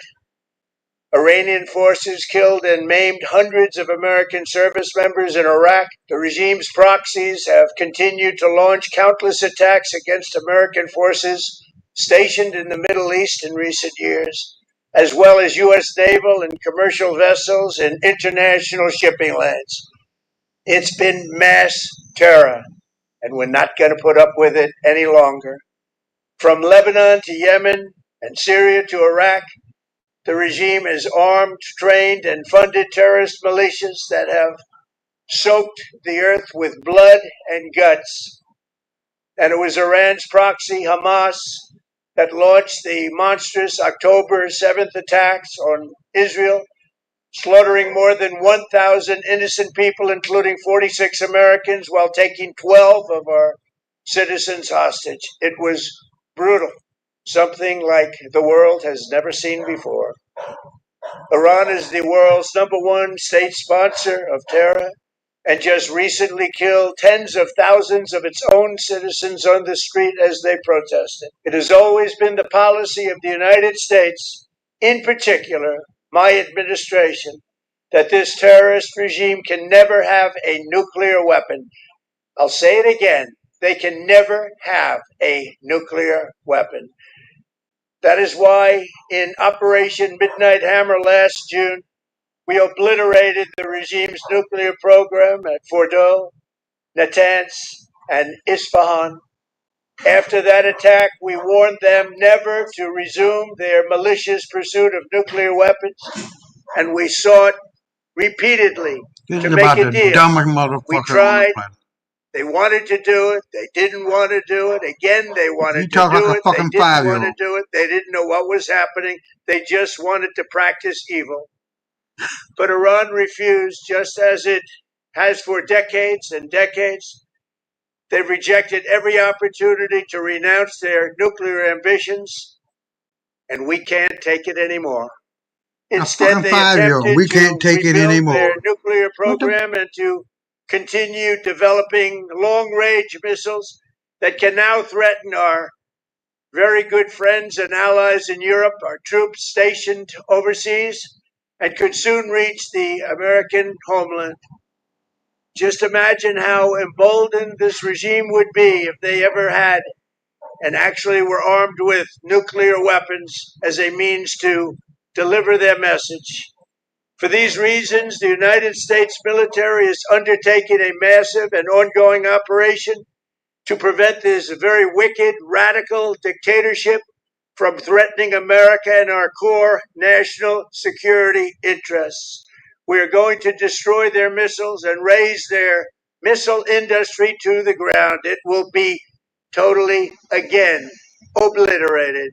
We are going to annihilate their navy. We are going to ensure that the region's terrorist proxies can no longer destabilize the region or the world and attack our forces and no longer use their IEDs or roadside bombs, as they are sometimes called, to so gravely wound and kill thousands and thousands of people, including many Americans. And we will ensure that Iran does not obtain a nuclear weapon. It's a very simple message. They will never have a nuclear weapon. This regime will soon learn that no one should challenge the strength and might of the United States Armed Forces. I built and rebuilt our military in my first administration, and there is no military on earth even close to its power, strength, or sophistication. My administration has taken every possible step to minimize the risk to U.S. personnel in the region. Even so, and I do not make this statement lightly, the Iranian regime seeks to kill. The lives of courageous American heroes may be lost, and we may have casualties. That often happens in war. But we're doing this not for now. We're doing this for the future, and it is a noble mission. We pray for every service member as they selflessly risk their lives to ensure that Americans and our children will never be threatened by a nuclear-armed Iran. We ask God to protect all of our heroes in harm's way, and we trust that with His help, the men and women of the armed forces will prevail. We have the greatest in the world, and they will prevail. To the members of the Islamic Revolutionary Guard, the armed forces, and all of the police, I say tonight that you must lay down your weapons and have complete immunity, or in the alternative, face certain death. So, lay down your arms. You will be treated fairly with total immunity, or you will face This motherfucker certain smoking death. crack, man. Finally, to the great proud people of Iran, I say tonight that the hour of your freedom is at hand. Stay sheltered. Don't leave your home. It's very dangerous outside. Bombs will be dropping everywhere. When we are finished, take over your government. It will be yours to take. This will be probably your only chance for generations. For many years, you have asked for America's help, but you never got it. No president was willing to do what I am willing to do tonight. Now you have a president who is giving you what you want. So let's see how you respond. America is backing you with overwhelming strength and devastating force. Now is the time to seize control of your destiny and to unleash the prosperous and glorious future that is close within your reach. This is the moment for action. Do not let it pass. May God bless the brave men and women of America's armed forces. May God bless the United States of America. May God bless you all. Thank you. Any thoughts before we get to the last video and go on to the X?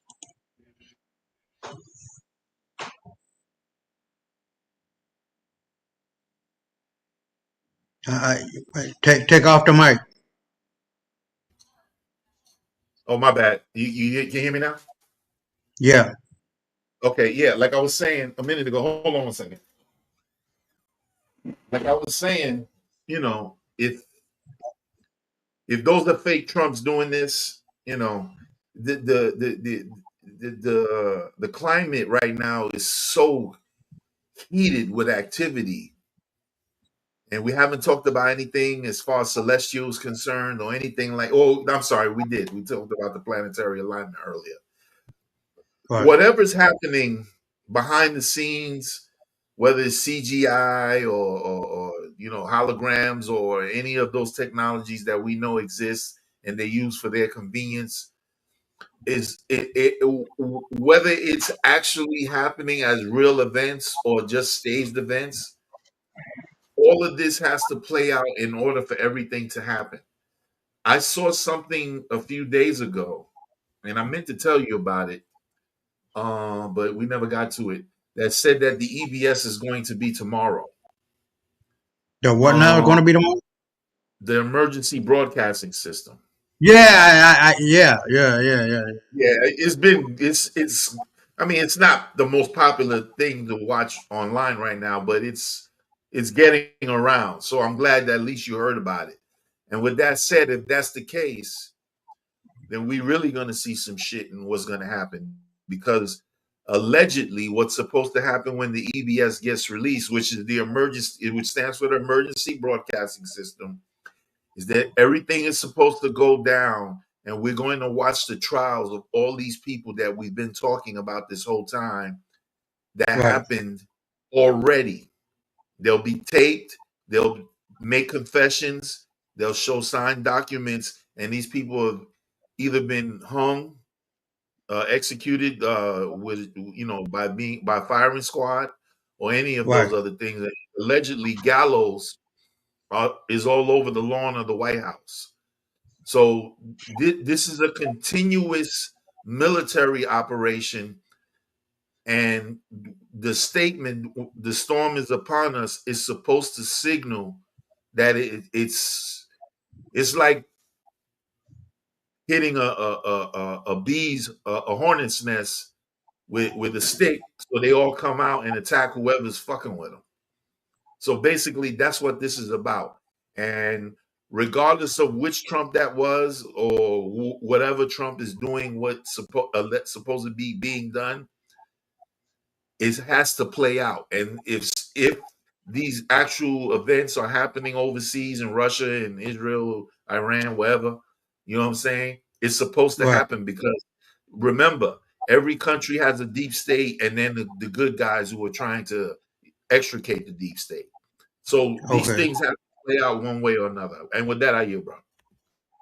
Okay. So we're going to go on and look at why Saudi Arabia is quietly bankrupting the U.S. defense industry. This was deep. This was 31. We're going to do 15 and then talk about it and then do the other 15. We'll be right back. On a military radar screen, or gets flagged by an intelligence agency, or makes the front page of a newspaper, they are doing it with contracts, with conditions, with a single sentence buried in every deal they sign. A sentence that says, before you get our money, you must first give us your knowledge. Before you sell us your weapons, you must teach us how to build them ourselves. Before you take our billions, you must help us build the industry that will one day make your billions unnecessary. Sign here. We look forward to doing business together, for as long as we still need you. This is the story of how Saudi Arabia turned itself from the world's most dependent arms buyer into one of its fastest rising defense manufacturers, and how, in doing so, it may have already written the beginning of the end for American defense dominance, not in a decade from now, but right now, today, in the contracts being signed in Riyadh, in the factories rising from the Saudi desert, in the thousands of Saudi engineers being trained this year on American systems at American expense to do American jobs. To understand what is really happening here, you have to go back to 2016. That is the year a young, ambitious, and ruthlessly calculating crown prince named Mohammed bin Salman unveiled his sweeping plan for Saudi Arabia's future. He called it Vision 2030. On the surface, it looked like a straightforward economic reform program: diversify away from oil, create employment for a young and restless Saudi population, modernize an economy that had been dependent on crude prices since the mid-20th century. And yes, it was genuinely all of those things. But buried inside Vision 2030 was a military-industrial strategy so ambitious, so precisely engineered, and so strategically intelligent that most Western analysts completely missed it when they first read through the document. They saw the tourism numbers.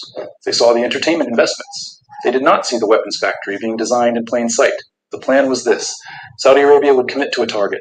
50% of all its defense spending would be produced domestically by the year 2030, not just bought from a Saudi-owned company, not merely assembled on Saudi soil with foreign parts, actually produced, manufactured end-to-end, engineered by Saudi minds, built by Saudi workers in Saudi facilities using Saudi-controlled supply chains. This was not just an industrial goal, it was a strategic weapon. Because to reach that goal, Saudi Arabia did not need to develop its own technology from scratch. Over 30 painful years of failure and iteration, it already possessed something far more powerful than engineering talent or institutional patience. It had money, staggering, almost grotesque amounts of money flowing from its oil fields every single day, and it was going to deploy that money to force the most powerful defense companies in the world to build a Saudi defense industry for it, using their own expertise, their own technology, their own engineers, while Saudi Arabia simply paid the bill and collected the results. Here's the genius of the architecture Saudi Arabia designed, and it deserves close attention because the strategic elegance is genuinely extraordinary. Instead of trying to compete with American defense companies from a position of weakness, it hired them as its own contractors. Instead of attempting to acquire technology through intelligence operations, a path that carries enormous geopolitical risk and often delivers incomplete or poorly documented results, Saudi Arabia bought the legal right to have technology transferred directly, contractually, with American companies themselves doing the work of training, documenting, setting up Saudi production lines. Instead of building an indigenous arms industry through the kind of long, expensive, and deeply uncertain development process that took the United States and Europe a century to complete, Saudi Arabia wrote a set of contract conditions that obligated the world's most sophisticated weapons manufacturers to physically come to Saudi Arabia, build factories on Saudi ground, hire and train Saudi workers using Saudi government investment, transfer the sensitive production knowledge that had taken decades to develop, and then keep showing up, because the next multi-billion-dollar contract required them to do all of it again at an even deeper level. The entire transformation was financed by the same enormous defense budget that Saudi Arabia had always used to simply buy foreign weapons. The only thing that changed was the terms. The customer rewrote the contract, and the suppliers had no choice but to sign. Here's how the mechanism was constructed to make this happen at scale. Saudi Arabia created a government body called GAMI, the General Authority for Military Industries. GAMI became the single, non-negotiable gatekeeper for every defense contract in the kingdom. Nothing gets sold to the Saudi military without GAMI's explicit approval. No aircraft, no missile system, no radar array, no armored vehicle. Yeah, it's a little gap here. So.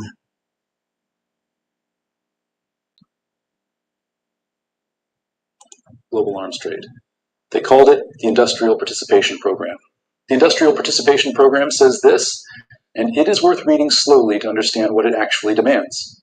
If you want to sell weapons to Saudi Arabia, you must also invest in Saudi Arabia's ability to manufacture those weapons itself. You must transfer technology, real technology, working technology, the kind that actually produces results, not outdated systems that are already obsolete. You must bring genuine manufacturing capability into the kingdom.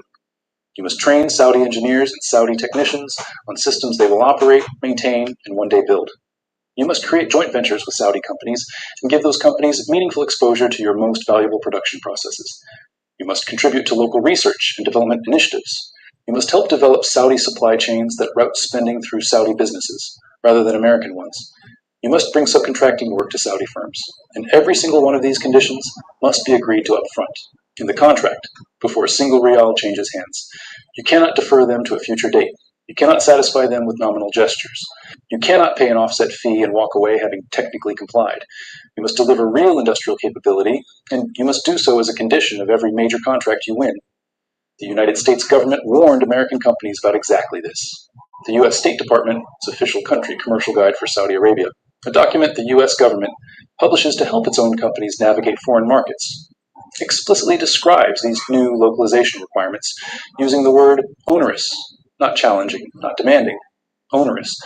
And yet, because the contracts are measured in tens of billions, because the relationship generates revenue that American defense companies cannot replace anywhere else in the world, because Saudi Arabia is the single largest buyer of American weapons on Earth by a significant margin, every major U.S. defense company agreed. Lockheed Martin, Raytheon, Boeing, they all signed. Because the alternative to agreeing was watching a European competitor agree instead and losing the business entirely. The trap was perfect. The price of entry was the thing that made entry worth wanting. So what has Saudi Arabia actually taken through these agreements so far? What has moved from American hands to Saudi hands? The answer is more advanced and more strategically significant than most outside observers have acknowledged. Start with THAAD, the Terminal High Altitude Area Defense System. This is one of the most sophisticated, most tightly guarded missile defense systems ever developed. Lockheed Martin built it over decades of concentrated engineering effort. It represents the pinnacle of American missile intercept technology. It deploys sensors, tracking systems, and kill vehicles that operate at altitudes and speeds that make it unlike almost anything else in the world. It is not the kind of technology that transfers easily or safely. Governments argue for years about whether it should be shared, even with close allies. And in May of 2025, Saudi Arabia manufactured its first THAAD components on Saudi soil, in Saudi facilities, operated by Saudi workers, directly facilitated by Lockheed Martin, not assembled from American-made parts, manufactured, produced.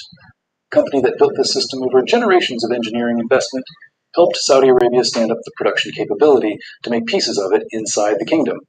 Then consider the Patriot air defense system and what Raytheon agreed to in 2024. Raytheon, operating under the RTX Corporation name, formalized a strategic alliance under which it would support the production, assembly, and testing of Patriot system components inside Saudi Arabia. It agreed to train Saudi personnel not just to operate the Patriot, but to maintain it, repair it, and manage its technical life cycle. The Patriot is not an obscure system. It is deployed across Europe, across Asia, and across the Middle East. It is the frontline air defense platform for America's most critical alliances. Its technical details are among the most protected in the American defense inventory, and Raytheon agreed to build Saudi Arabia's capability to work on it, because that was the cost of the contract. The contract was worth billions. Then there is what SAMI has become, and what it represents about how far Saudi Arabia has already traveled on this road. Saudi Arabian Military Industries was launched in 2017 with an ambitious mandate, but essentially no industrial base. 8 years later, it ranks 75th among the largest defense companies on Earth, according to Defense News. It entered the global top 100 for the first time in 2022. It climbed 19 places in a single year between 2022 and 2023. It is one of the fastest growing defense companies on the planet. And it achieved this not through organic invention, but through systematic absorption. Joint ventures with Boeing subsidiaries, partnerships with Raytheon divisions, collaboration with BAE Systems, technology sharing across dozens of agreements with Western and Asian defense contractors. SAMI acquired a former Boeing offset company. It acquired the Advanced Electronics Company, which observers have called the most technologically rich asset in Saudi Arabia's defense ecosystem. It is building a national defense champion at a pace that was considered impossible a decade ago. Boeing occupies a particularly exposed position inside this dynamic, and it is worth examining separately because Boeing's situation illustrates how the Saudi strategy can exploit existing corporate weakness with devastating efficiency. Boeing's commercial aviation division has spent the last several years in genuine crisis. The 737 MAX disasters, followed by a cascade of quality control failures that became very public, followed by financial losses that alarmed an industry long accustomed to Boeing's stability. All of this has made Boeing's defense division more critical to the company's overall survival than at almost any previous point in its history. Boeing needs Saudi contracts. It needs them in a way that makes saying no to Saudi conditions practically impossible. Saudi Arabia knows this, and so the offset requirements, the localization demands, the technology transfer obligations that apply to Boeing's contracts in the kingdom are not negotiated from a position where Boeing has real leverage. They are accepted because refusing means losing business that Boeing's current financial position cannot afford to lose. Saudi Arabia is building an aerospace maintenance and overhaul industry inside its borders, with BAE Systems Arabian Industries now operating as a merged local entity that absorbs work Boeing would previously have done from American facilities. Every capability that Saudi Arabia internalizes through these arrangements is future Boeing revenue that will not materialize. And Boeing, uniquely vulnerable in this moment of its history, signed all of the agreements that made it possible. Now consider the structural financial reality underneath all of this activity. Saudi Arabia's defense budget has grown at an average compound annual rate of 4.5% since 1960. In 2024, it reached approximately $88 billion by the most widely cited estimates, making Saudi Arabia the fifth largest military spender on earth. 2025 allocation is $78 billion, 21% of total government spending and more than 7% of GDP. Saudi Arabia's defense acquisition budget alone, meaning the portion dedicated to actually buying and building new systems, rather than operating existing ones, was estimated at nearly $20 billion in 2024, and is projected to reach almost $27 billion by 2029. Between 2020 and 2024, 74% of Saudi Arabia's imported weapons came from American companies. Saudi Arabia alone accounted for 12% of all U.S. arms exports globally during that period. It is, without serious contest, the most important single foreign customer the American defense industry has. The revenue it generates funds production lines. It funds research and development. It funds the industrial capacity that keeps America competitive in defense technology. In specific programs and for specific companies, the Saudi relationship is not just commercially significant. It is the margin between a program that continues and a program that gets canceled. There is a geopolitical dimension running through all of this that makes the picture even more complex than a simple business story, and it needs to be understood because it changes the stakes entirely. Saudi Arabia is building this defense industrial capability at exactly the moment the United States is most distracted by competing priorities: the pivot to Asia, the management of the Russia-Ukraine war, the recalibration of Middle East commitments, the domestic political battles over foreign policy. America's attention is divided in ways it has not been for decades. Saudi Arabia is fully focused. Every year that American attention is directed elsewhere is a year in which Saudi Arabia's factories produce more, its engineers learn more, and its industrial base deepens without serious external scrutiny or policy pushback. The window in which American policy could have responded to Saudi Arabia was a strategy with countermeasures, stricter technology transfer controls, renegotiated offset terms, alternative industrial frameworks, was the first 5 years after Vision 2030 launched. That window is largely past. The infrastructure is built. The partnerships are established. The workforce is in training. The momentum is self-sustaining. There's also the China question, which American defense planners regard with quiet alarm.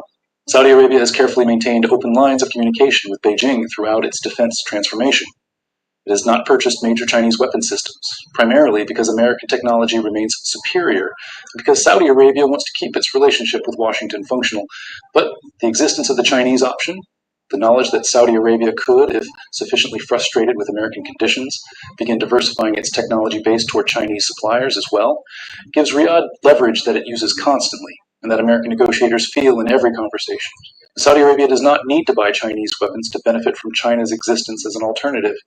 It simply needs American companies to believe it might, and they do believe it, which means every negotiation Saudi Arabia has with an American defense contractor takes place under a ceiling that China has helped set. There's a question that gets asked less often than it should, and it deserves a direct answer. Where is the American policy response to all of this? Where is the coordinated congressional oversight, the executive branch industrial strategy, the coherent government-level response to what Saudi Arabia is systematically and transparently doing? The answer, when you look honestly, is that it barely exists. Congress debates individual arms sales to Saudi Arabia regularly, usually through the lens of human rights. The Yemen war, the Khashoggi murder, the use of American weapons against civilian populations. These are entirely legitimate concerns, and they have produced real consequences, including a ban on offensive weapons sales that lasted from 2021 to 2024. But the structural question, whether the terms on which Saudi Arabia buys American weapons are gradually extracting the core of American defense industrial advantage, almost never enters the debate. American policymakers are focused on the transaction level. Should we sell this weapon to this country right now? Saudi Arabia is focused on the architectural level. How do we use this transaction to build a permanent industrial capability that makes the next transaction less necessary? The two sides are not engaged in the same strategic conversation. I'm going to stop it there. What do you think so far? Pretty much covering everything we already talked of.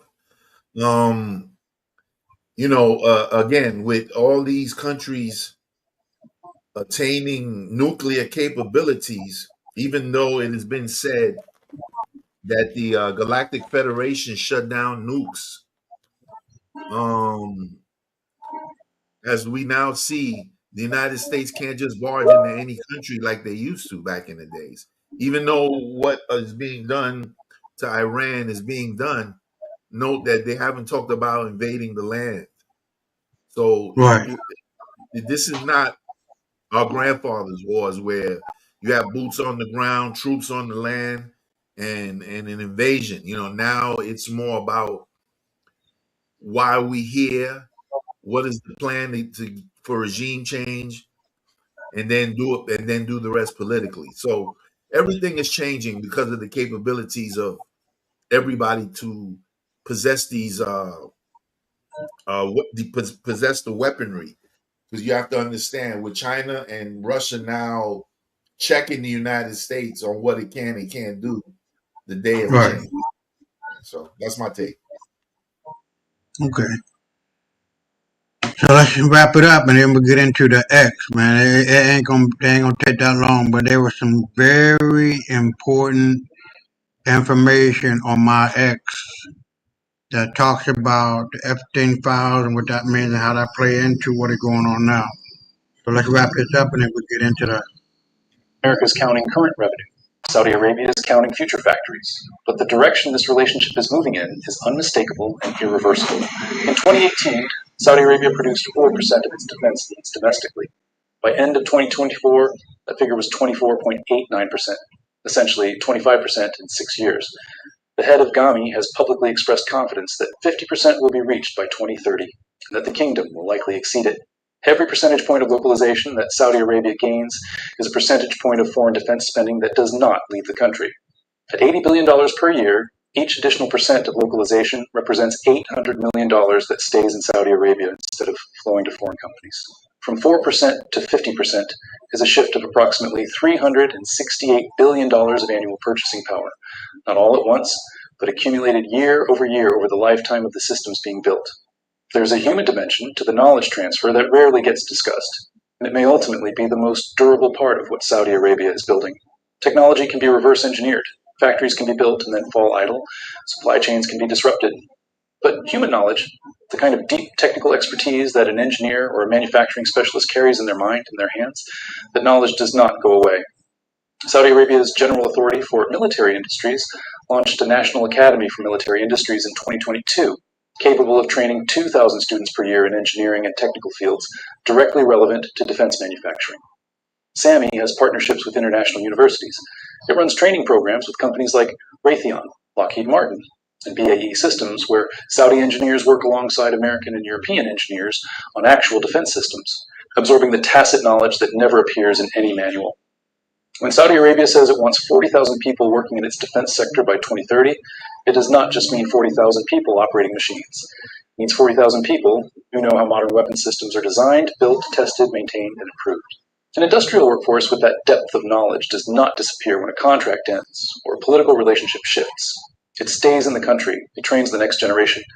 It becomes the permanent foundation of a defense industry that no longer needs foreign teachers. The sustainment dimension makes all of this even more significant. Defense industry analysts have long understood that the purchase price of a weapon system is only a fraction of its true lifetime commercial value. The real money, the sustained, recurring, high-margin revenue, comes from the decades of maintenance, repair, overhaul, spare parts, software upgrades, crew training, and technical support that follow the initial sale. This aggregate is called sustainment, and it typically represents approximately 70% of a weapon system's total lifetime cost. For a fleet of fighter jets with a 30-year operational life, or a missile defense battery that operates for 25 years, sustainment dwarfs the purchase price. Saudi Arabia has explicitly designed its industrial strategy to capture that sustainment revenue at home. Every maintenance facility built inside the kingdom is a facility that will absorb repair contracts for decades.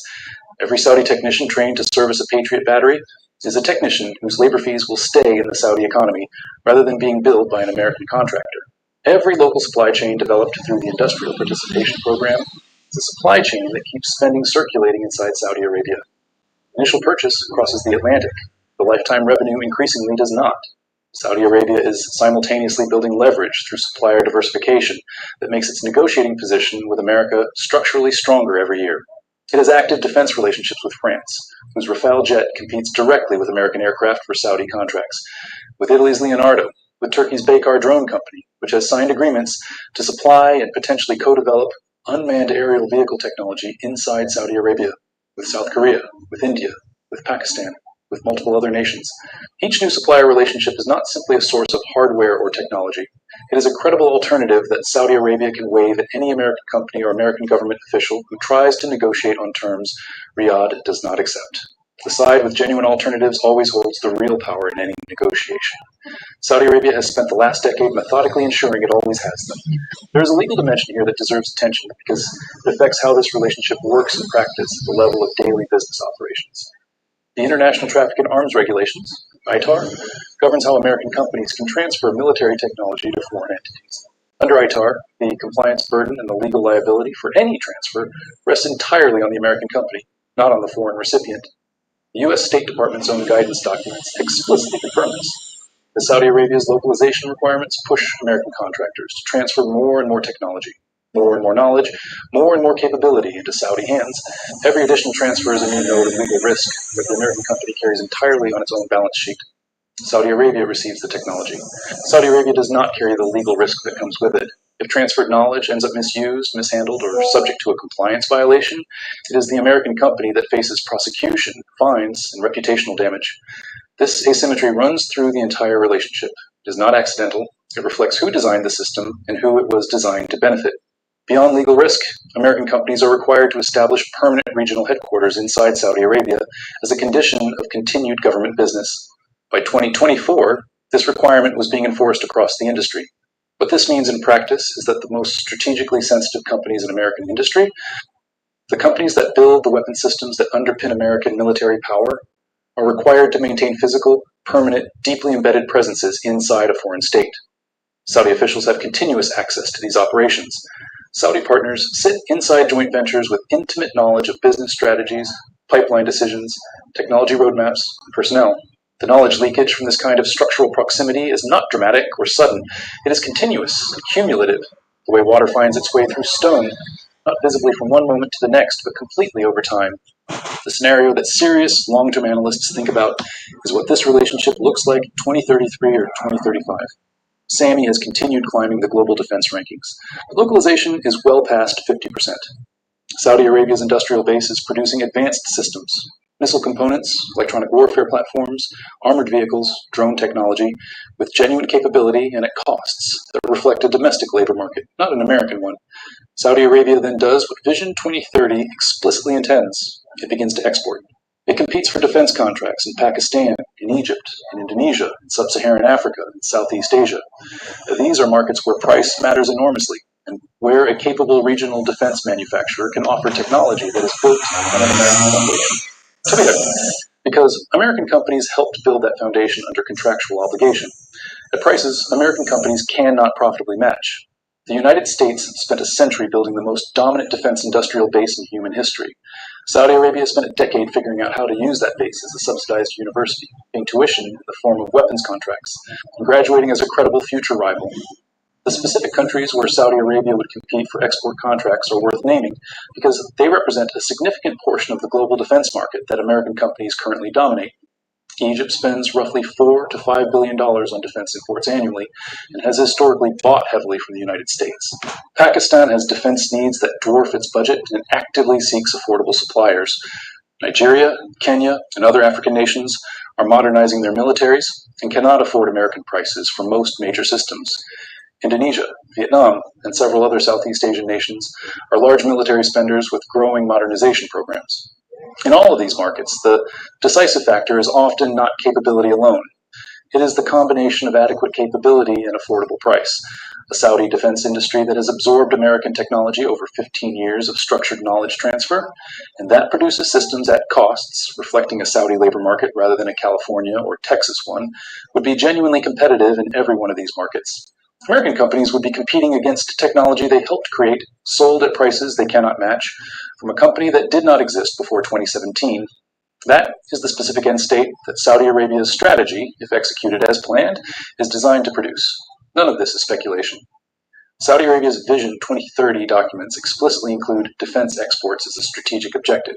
SAMI's leadership has publicly described international sales as a development goal. The industrial infrastructure to pursue those exports is being built today with American assistance, funded by American contract revenue. There is a version of this story that American officials and defense company executives tend to tell publicly, and it goes like this. The relationship with Saudi Arabia is a net win for America overall. The jobs it supports are real. The production lines it keeps funded are real.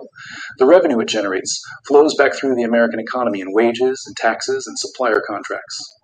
The $142 billion deal creates sustained employment for American workers in Alabama, and Texas, and Connecticut, and California. All of that is true, and none of it should be dismissed or minimized. The near-term benefits of this relationship are genuine, and they matter to real people in real communities who depend on defense industry employment. But the architecture of what Saudi Arabia has built over the last decade is not designed to deliver its most important effects in the near term. The localization framework, the industrial participation program, the domestic industrial base that has already reached 25% of total spending, the supplier diversification strategy that spans 4 continents, the sustainment capture program embedded in every major contract, the mandatory headquarters relocations, the ITAR liability asymmetry, all of it is designed to compound over 10 to 20 years and deliver its full effect gradually. And by every measurable indicator, it is running ahead of its own ambitious schedule. What makes this particularly difficult for American policy to address is that the mechanism Saudi Arabia is using is entirely legal, entirely transparent, and entirely consistent with normal commercial negotiation. Saudi Arabia is not breaking any rules. It is not cheating. It is simply being a more strategically sophisticated buyer than its suppliers expected. The implications for Middle Eastern conflicts, Korean Peninsula stability, and global security are profound. Ukraine is demonstrating that military power increasingly depends not on size or budget, but on innovation, adaptability, and willingness to take risks. Small nations can contest great powers if they're smart enough, creative enough, ruthless enough. For Ukraine, this is existential. Every flamingo hitting a Russian missile factory is one step closer to survival. Every bomber destroyed at Engels is dozens of missiles that won't hit Kyiv. Every air defense battery disabled is clearer skies for Ukrainian aircraft.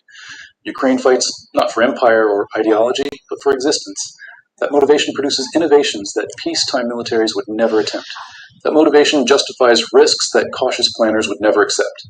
That motivation sustains effort that comfortable societies would never match. Today is Saturday, February 22nd, 2026. 48 hours ago, a Ukrainian cruise missile flew 1,300 kilometers through Russian air defenses and destroyed a critical missile production workshop. 8 months ago, 117 Ukrainian drones struck 5 Russian air bases simultaneously from inside Russia, destroying $7 billion of irreplaceable bombers. Throughout 2025, Ukrainian operators destroyed $5 billion of Russian aircraft and air defense systems, using weapons costing a tiny fraction of that amount. Russia started this war believing its strategic depth, its vast geography, would protect it. That assumption is dead. Ukraine has demonstrated consistent ability to strike anywhere in European Russia. To hit targets Moscow considered absolutely secure. To destroy assets Russia cannot replace. The strategic bombers burning at Alenia, the missile factory burning at Votkinsk, the air defense systems destroyed across Russia, these are not isolated incidents. They are systematic degradation of Russian military power achieved through innovation, asymmetry, and relentless exploitation of vulnerability.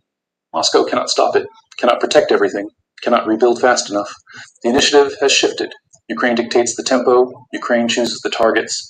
Ukraine demonstrates daily that Russia's military, despite its size and nuclear arsenal, is not invincible.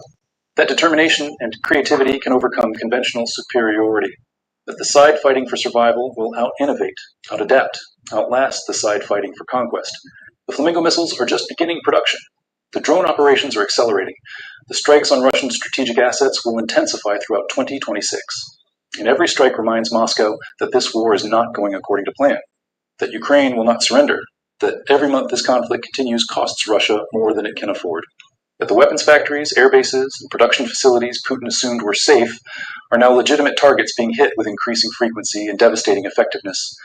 Russia believed distance would protect it. Ukraine just proved that assumption catastrophically wrong. The strike on Votkinsk, coming 1,300 kilometers deep into Russian territory, destroying a facility producing the missiles Russia uses to terrorize Ukrainian cities, represents not just tactical success, but strategic transformation.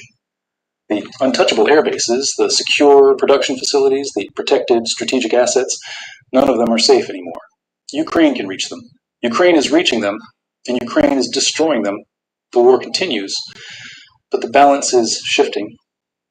And that shift began not in boardrooms or parliament chambers, but in workshops, where Ukrainian engineers developed cruise missiles in 9 months, in operations rooms where Ukrainian intelligence mapped Russian air defenses and found the gaps, in trucks driven into Siberia, carrying drones that would destroy bombers worth hundreds of millions, and the audacity to attempt what conventional military wisdom said was impossible. Russia invaded Ukraine believing this would be quick. Kiev would fall in days. The government would collapse. The military would surrender. 24 months later, Ukraine stands.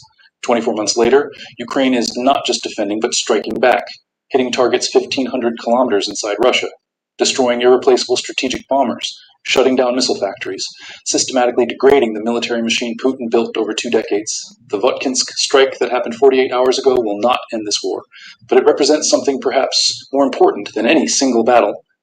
It represents Ukraine's refusal to accept the role of victim. It represents Ukrainian determination to take the fight to Russia itself. It represents a small nation telling a nuclear superpower, you can invade us, but you will pay for it every single day in ways you never imagined. In bombers burning at Arctic air bases, in cruise missiles punching through factory roofs, in the systematic destruction of everything you need to sustain this war. Moscow is learning what imperial powers throughout history have learned, that occupied nations fight back, that determination cannot be bombed into submission, that every act of aggression breeds resistance, and that sometimes the smaller power wins, not because it is stronger, but because it refuses to lose. All right, we already heard all of it. And what do you think? Goes along with everything so far? Yeah, for the whole video, what do you think? Yeah, I mean, yeah, I agree with pretty much everything. That's why I don't have nothing to offer, because it's pretty much in line with what we talking about, bro. Right. You know, yeah, man, this cosmic shit is a lot to think about too. Like you said earlier in the beginning of the show, the cosmic alignment and the retrograde and the times we living in with all the revelations, man. This was all predicted. Now we don't know what was going to be told, but remember, this is also a time they call in the Great Awakening as well. So it's time for us to wake up and be who we're supposed to. And this is the purpose I'm talking about, living in your purpose. So I go along with everything that was just said. Okay. So now we're at the jump. Yeah, go ahead. I'm sorry. After the Farrakhan one, I got to go. Oh, okay. I appreciate you coming. So now we're looking at Minister Farrakhan and his words.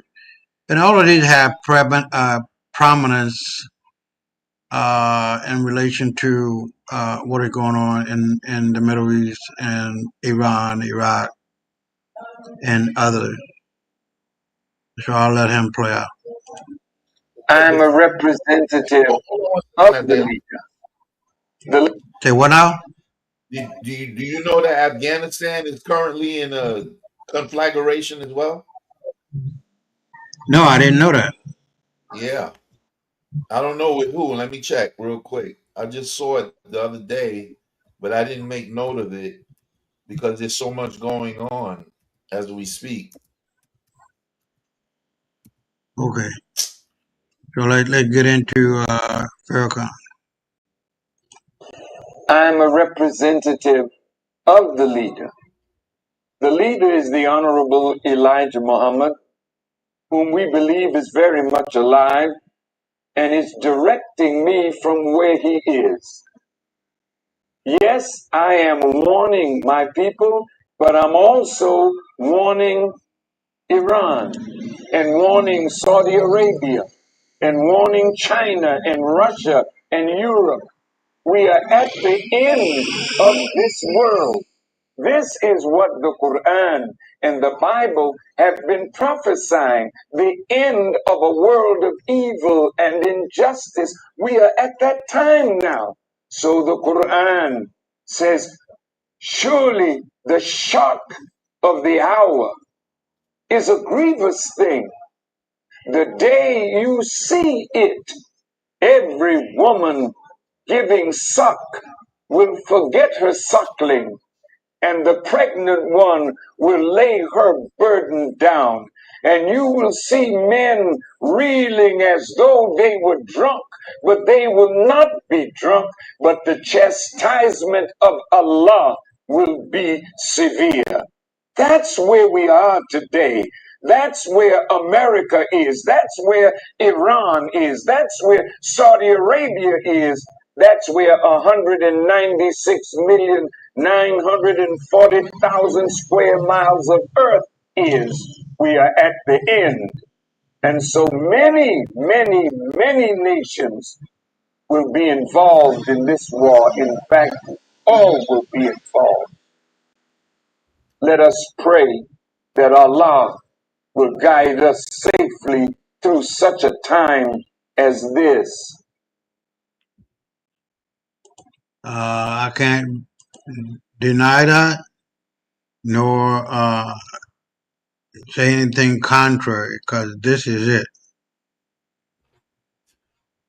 With the universe being so tired of the evil of this motherfucking wicked world led by the white boy, it has been a hell of a ride for them to be on top. But now they're on the bottom. And they're going to stay on the bottom. They'll never know another day's rest, and their hearts shall run with fear all the days of their lives, and their children forever. Any thoughts about that? Yeah. Before you go? Yeah, I dropped the link in the chat. So if you want to look at that and we can discuss that, then I'm out of here. It's a short link. Yeah. You see it? In the private chat or what? Yeah. Oh, okay. It said New York Times, World, Asia, Pakistan, Afghanistan, Taliban. Hold on. Yeah. So it said Pakistan strikes. Oh, yeah, because a lot of these people are, I did see that. An open war against Taliban government. The airstrike came hours after Afghan troops had attacked Pakistani border positions and follow months of worsening relations between the neighboring country. What is the basis of this war?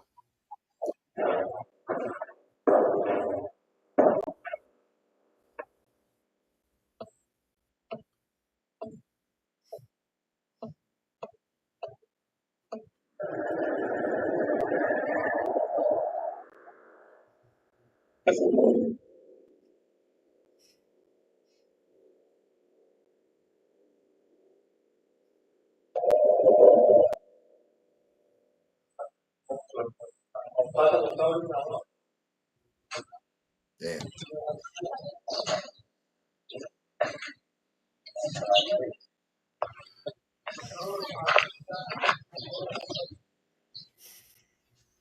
All right.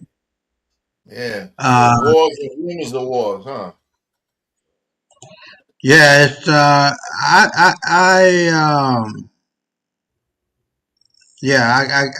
agree, because some people just don't know whether to shit or go blind. They just attacking just to be attacking and don't know what the hell they're attacking. Others are very, No, sorry. I'm sorry. Please finish, please. Yeah, so the other part is that others do know. But I kind of wonder if the ones that don't know are just going along to get along and trying to get what they can out of the situation for whatever level of respectability to go along will get them. But at the end of it all, I believe that those who stand their ground rather, will be the ones who will shine the brightest, to be the beacon of justice for what this world and what this universe is calling for, and being in the same frequency as you and I have been talking about, the purpose of what a nation is supposed to be about, and to fight injustice. Does that mean we're not going to have injustice? No. But we're going to have a greater sense of what justice is, and that would be the final weapon, ultimatum, and the final outcome of what needs to be done. And what needs to be done is to eliminate everybody that is not just. And that would be the end of the war that we know, because all we know right now is justice is injustice, injustice is justice. So I appreciate you coming on and everything, man. So maybe you might be able to come on Tuesday or something, but I'll let you know what that is about. I'm not going to do a part 2 today because I think we know exactly what the deal is as far as what is to come. It's just going to be a revealing time for us as men, as women, as a nation, as a people upon the globe. And ultimately, what we do in this moment that we call now will ultimately bring about greater peace that I pray for. So, but yeah, go ahead if you want to close it out with a statement. Yeah, I just wanted to ask you because in this article and in the other stuff that I've seen, what is the purpose or the reasoning for this Afghan Pakistan war that may take off and get crazy? What is the basis of it? Is it borders? Is it resources? What's going on? Well, I think it's a proxy kind of thing going on based on what I know. I don't know everything that need to be done, but maybe there's been some hidden hidden um, hate. I guess I'm trying to find the word that I'm looking for.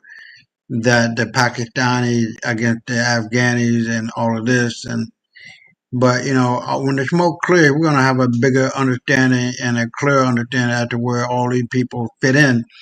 But ultimately, I believe that it's a proxy war against those who believe they're on the right side with Israel or on the right side with Iran and the United States or whatever the case may be.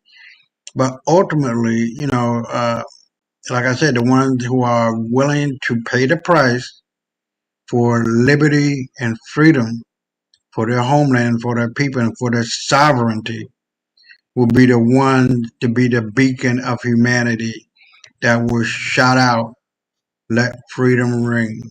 So that's what I see. It ain't Pakistan or Afghanistan. I can tell you that. Now, them motherfuckers, they just sucking dick wherever they can get it and try to get Yeah. along with what they can.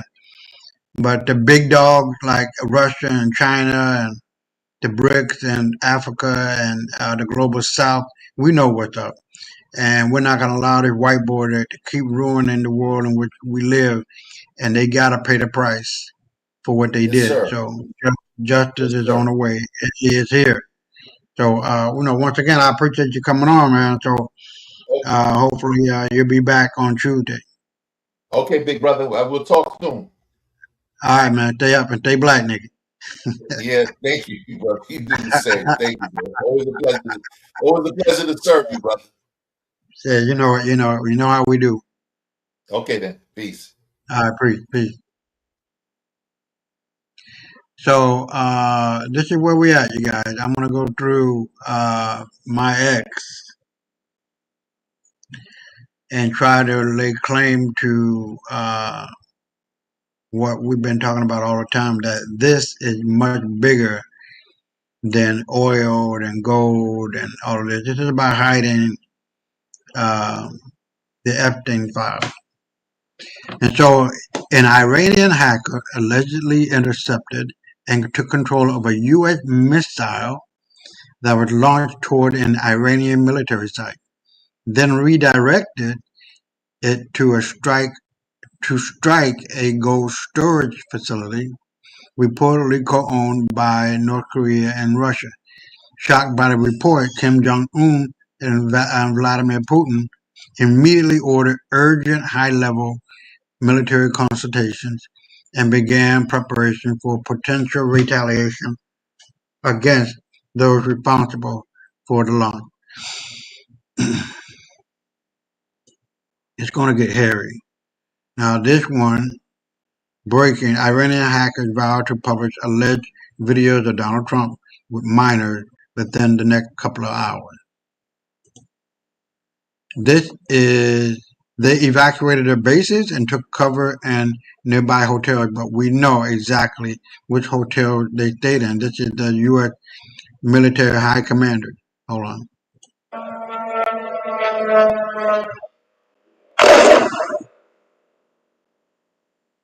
There are no more. And this one, hold on, let me stop it. 反观美国， This one, the U.S. is a war addict. Throughout the 240-year history, it has been at war for all but 16 years.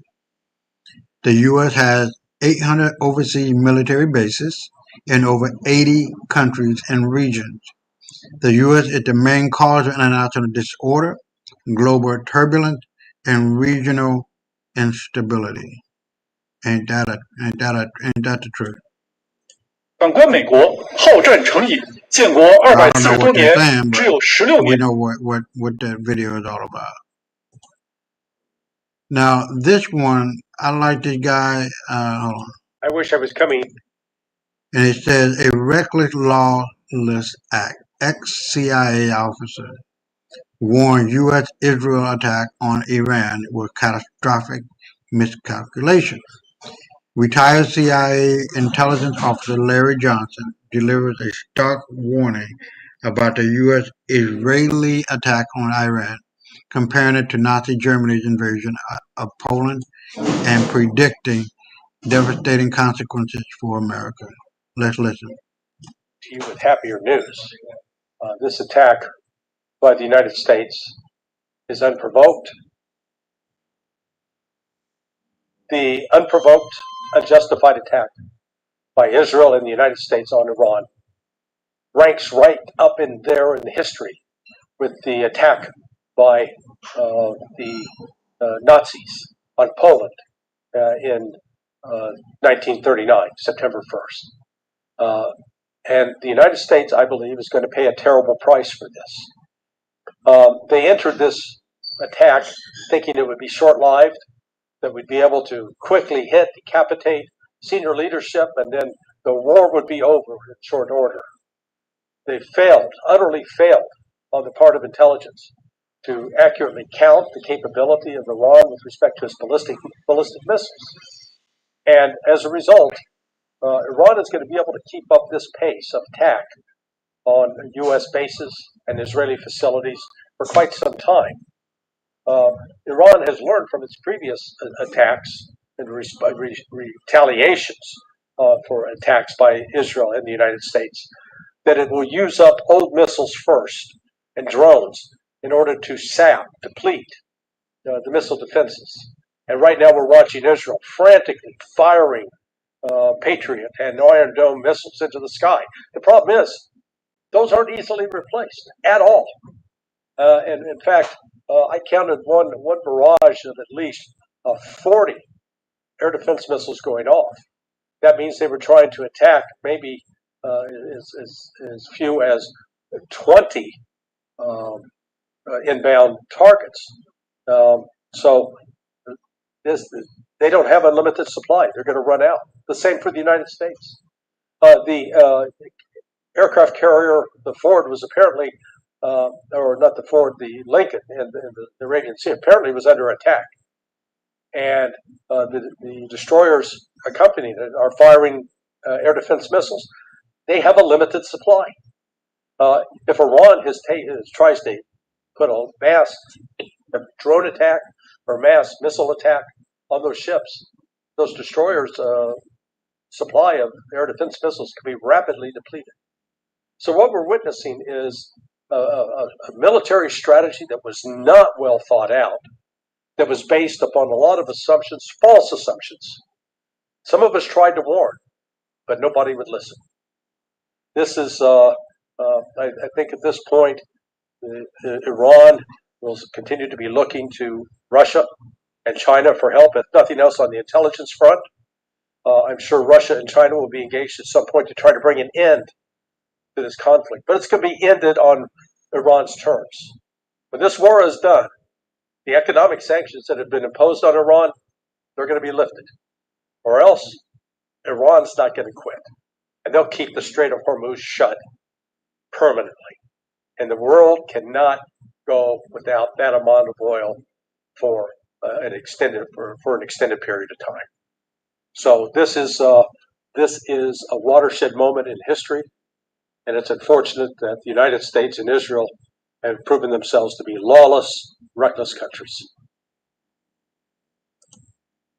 That's true.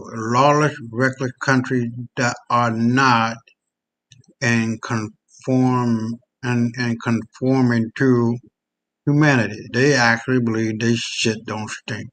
That they can do what they want to do because they white. I'm white and I say so. That shit it did in the war. It was dead when it first started. It did now. And like I have said many a time before, your ancestors, white boy, have signed, sealed, and delivered your death certificate a long time ago. The handwriting is on the wall. Karma's a bitch. You reap what you sow. If you have lived by the gun, you will die by that motherfucker. There's no saving you. And so now as we go into the real deal Holyfield and what it's all about, Epstein file just got blown wide open. They can't hide this anymore. They thought broken links would bury the truth forever. Anonymous just fixed thousands, and what they found will haunt you. The players. I'll make sure. Oh, the players. Okay. I'm going to read this. Fresh drop to a fixed Epstein files, videos, email, horror, the victim, us, the public kept in the dark, plus countless innocents in those files.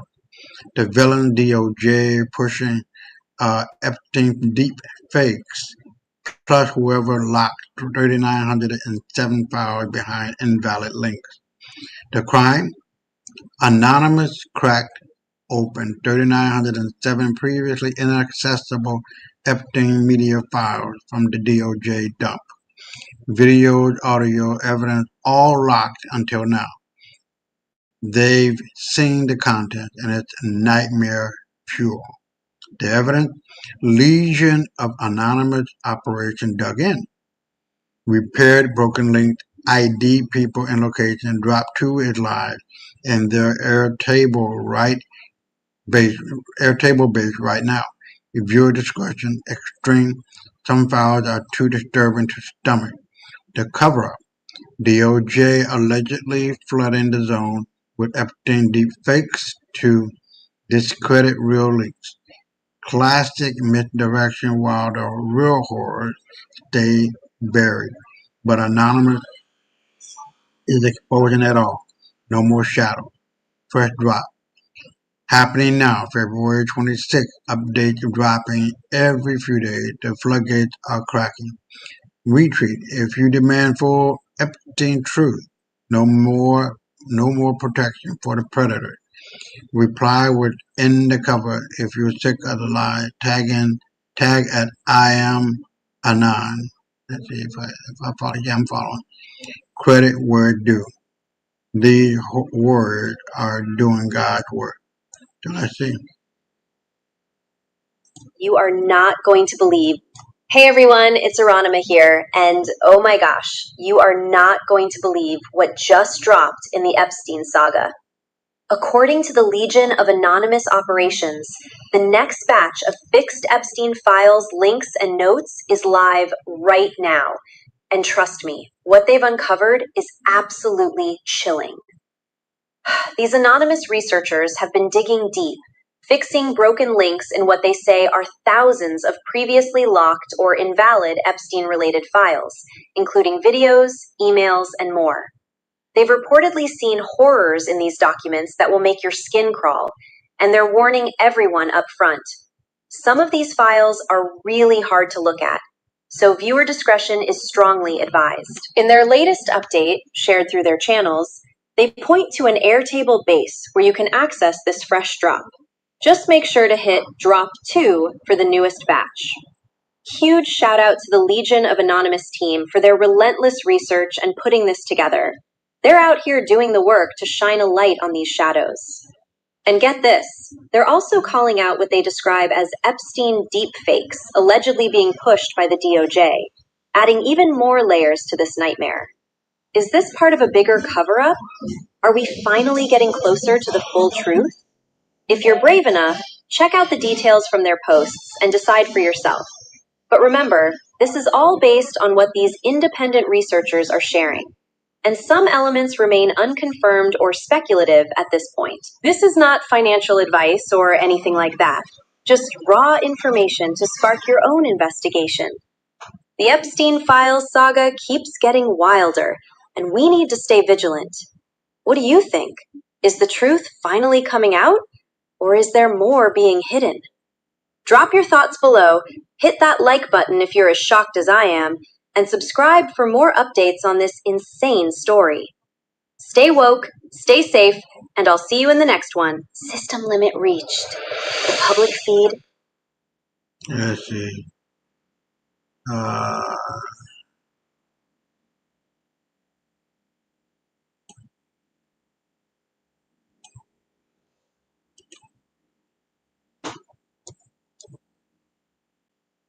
Hold on.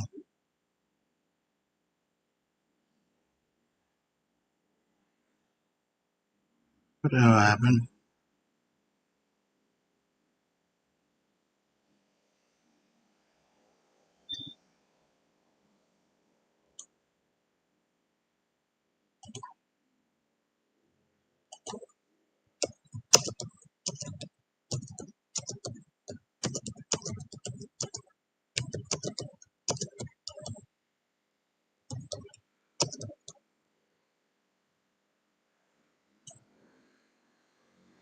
Okay, so got that out of the way. So now we're going to go on to the next X.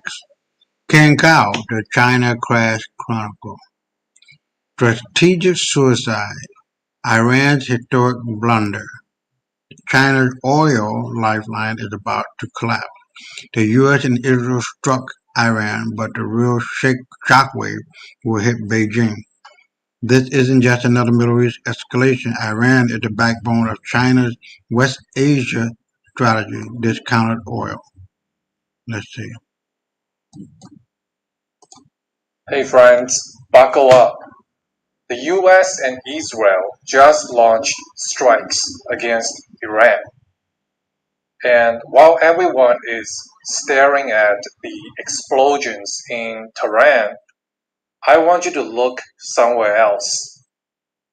Look at Beijing, China. Because this war isn't just Israel and the US versus Iran. It is a direct hit on China's geopolitical blueprint.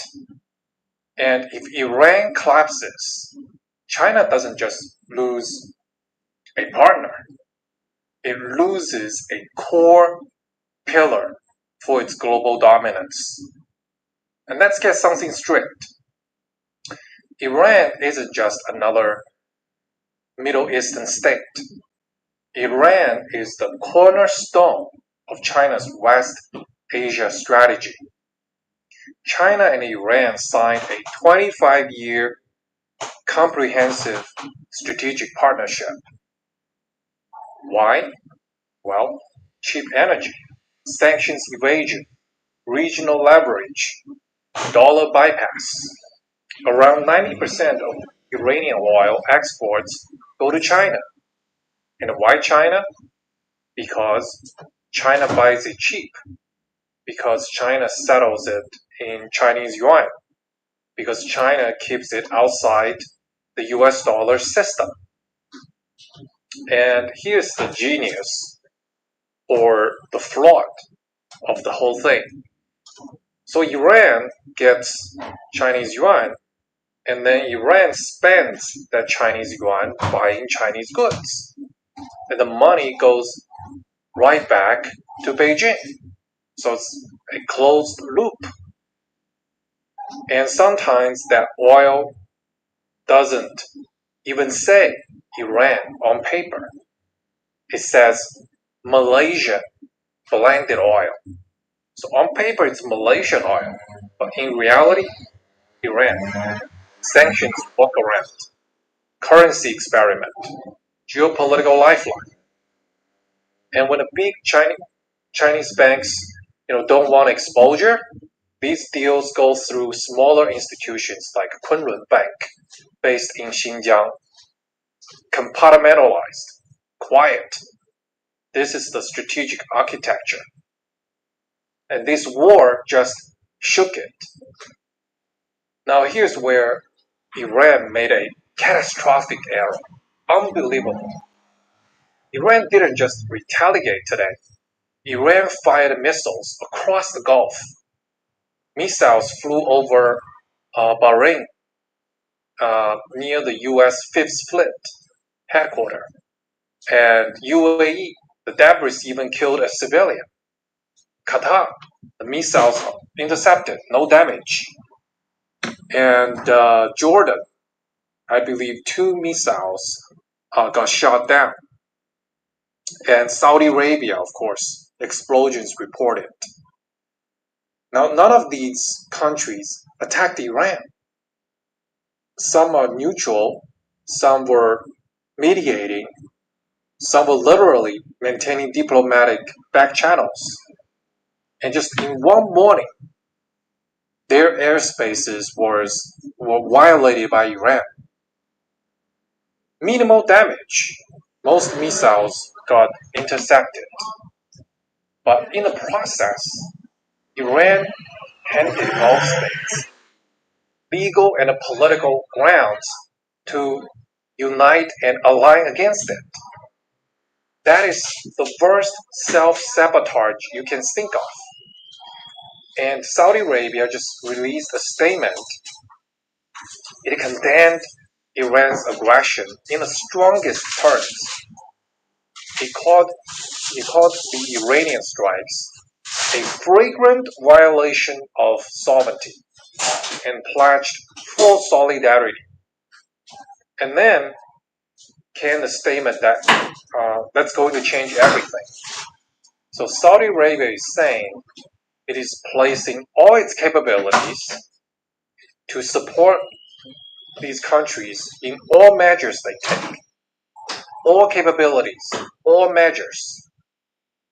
Interestingly, 1 month ago, Saudi was balancing between Tehran and Washington.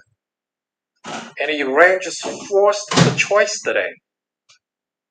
You don't get neutrality after ballistic missiles enter Saudi's airspace. Iran just did what the US couldn't do for months. Iran unified the Gulf states against Iran. Great job. Now let me show you another shockwave and the collateral damage.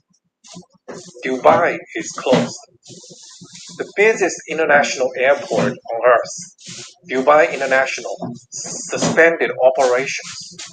Hundreds of flights cancelled and delayed. So it's not just regional disruption. This is now a fracture in the global aviation network. And Dubai, as you know, is not just another airport. It is the connecting artery between Asia, Europe, Africa, and the Middle East. Now the flights are rerouting, and oil will be spiking soon. And remember, the Strait of Hormuz moves about 21 million barrels of oil per day. So I think pretty soon we can expect another oil supply shock coming and more inflation with it. And every hour Dubai stays closed, costs just multiply. Tourism, finance, trade, logistics. The UAE built its model on being safe, right? On being neutral and connected. And now it's shut down because missiles flew through its airspace. Who would imagine that? UAE. one of the safest country you can think of. So Iran just shut down the economic engine of the Gulf. And that bill will be coming due soon. And UAE will make Iran pay dearly. Now let's zoom back out. If Iran destabilizes, China will be the biggest loser. China loses a sanctioned oil supplier, a yuan settlement partner, a Middle East foothold, a weapons laboratory, a Belt and Road anchor in West Asia. And here's the part no one in China likes to admit. China's Middle East strategy depends on stability without too much commitment. China doesn't want war. China doesn't want to help out its partner in blood and sweat. But Iran just made war unavoidable. And China's discounted oil lifeline is going to disappear soon. And if Hormuz closes, energy shock hits China harder than anyone. This war matters far beyond Israel. It hits the balance sheet of the world's second largest economy. China can say goodbye to its huge trade surplus if oil is spiking. And Iran is bound to lose badly. It forced alignment. It gave everyone in the Middle East a common threat. I can't believe it. That they retaliated against everyone. And this coalition the US struggled to assemble, Iran may have just assembled it in just one morning. That is a strategic miscalculation of historic scale. The next 72 hours will be really interesting. Let's watch out for joint statements, military integration. It's no longer a regional war anymore. This is a stress test for the China-Iran axis. And Iran have just overplayed its hand. So buckle up. This is not ending in 72 hours. Thanks for watching, and I'll keep you updated. This guy is not joking. It's decades in the making. And the fallout is decades in the making. Oh, boy. So here we go. The war in Iran is what the Epstein files are about. Israel's alleged best-case strategy draw Iran and the U.S. into a prolonged regional war that severely weakens both, positioning Israel to consolidate influence in the West and advance a greater Israel vision. Man, fuck Israel. I'll be right back. This is not a distraction from the Epstein files. This is the Epstein files. We are living everything that the Epstein files has uncovered. Israel was the parasite of the United States. It was siphoning money. It was siphoning intelligence. It was siphoning nuclear secrets. It was siphoning technology. It siphoned and sucked all of the politicians through blackmail, through greed, through coercion. And so the parasite that was Israel, that was siphoning the lifeblood of the United States, has now become the host and is now reigning supreme over the carcass of the United States. It has surpassed the United States. You even hear U.S. politicians say that themselves. The wars of the future are being planned here in Israel. Israel is advancing down the road of new weaponry far beyond us. It would be nice to have a process where we could be partners. You see this in the slavish way, that European leaders are bowing down to them. You see that in the U.S. ambassador saying that Israel has the right to take over all of the Middle East if it wants to. Basically, the entire Middle East would be fine if they took it all. Did you see he didn't say the U.S. has the right to do it, which you might assume a U.S. official would say. He said Israel has the right to do it. It is done. Israel's goal is not just to destroy Iran. I want you to pay attention. Israel's best case scenario is that both Iran and the US completely deplete themselves to a devastating point so that Israel emerges supreme over the West. They want to reign supreme over the US and will finally take over West Asia and North Africa just like it had been planning all along. The Greater Israel Project, the new Middle East. The parasite has now become the host, and may Israel and the US and all of their slaves never see peace for all the injustice that they have wreaked onto this world. God help us all. All right, here we go, you guys. So, breaking. Iranian Foreign Minister Al-Ghazi confirmed Ayatollah Khamenei and the President Massoud are alive. All high-ranking officials are alive. Everything is fine. They are not dead. Hold on. Ayatollah Ali Khamenei is alive, and separately that the Iranian president is alive right now following these American and Israeli strikes. As far as I know, yes, they are alive, and the head of judiciary as well, the head of the Speaker of Parliament as well, all high-ranking officials are alive, and the Secretary of the National Security Council. So everybody is now in its position, and we are handling this situation, and everything is fine. Ayatollah Ali Khamenei is alive, and separately that the Iranian president is alive right now following these American and Israeli strikes. As far as I know, yes, they are alive, and the head of judiciary as well, the head of the Speaker of Parliament as well, all high-ranking officials are alive, and the Secretary of the National Security Council. So everybody is now in its position, and we are handling this situation, and everything is fine. Ayatollah Ali Khamenei is alive, and separately that the Iranian president is alive right now following these American and Israeli strikes. As far as I know, yes, they are alive, and the head of judiciary as well, the head of the Speaker of Parliament as well, all high-ranking officials are alive, and the Secretary of the National Security Council. So everybody is now in its position, and we are handling this situation, and everything is fine. Ayatollah Ali Khamenei is alive, and separately that the Iranian president is alive right now following these American and Israeli strikes. As far as I alive and well. Now this is stunning. The end of the Federal Reserve is here. Thursday, February 26, 2026. Special Prosecutor Jean Pearl's team, Trump pick, raid the Federal Reserve headquarters. Friday, February 27th, the file is open. Criminal investigation launched against Fed Chairman Jerome Powell. Charges fraud, market manipulation, and treason. The court rejects the deep state attempt to hide the evidence. Sealed filings are now public.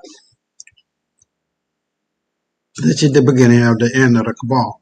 This is QFS activation. Follow the plan. Sunday, March the 1st, EBS activation. Global blackout. Tuesday, March the 3rd. 10 days of darkness. Mass arrest. Share this before they delete it. No more lies. The storm is here. We'll see. Breaking news. A big shock in Israel now. News of the targeting of the Soviet desalination plant, the main pillar of Israel water, and the largest desalination plant in the world. It's over, you guys, for these motherfuckers.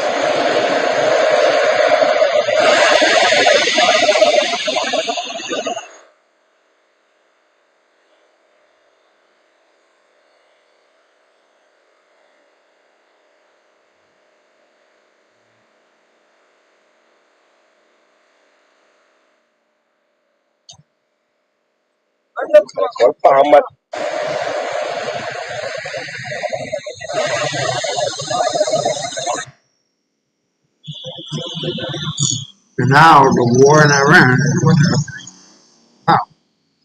Israel led best case strategy. draw Iran and the U.S. into a prolonged regional war. Oh, I already did that. I'm sorry. Now this guy is the defense minister of Israel, killed by Iran. Good. Not confirmed, but the silence of the Tel Aviv is louder than any denial. If true, this changes everything. Not a base, not a radar, not a drone, a minister. He is dead. Now we got this guy again. I like this guy. The real reason America and Israel have attacked Iran. Let's listen to it. Ever been about nuclear weapons.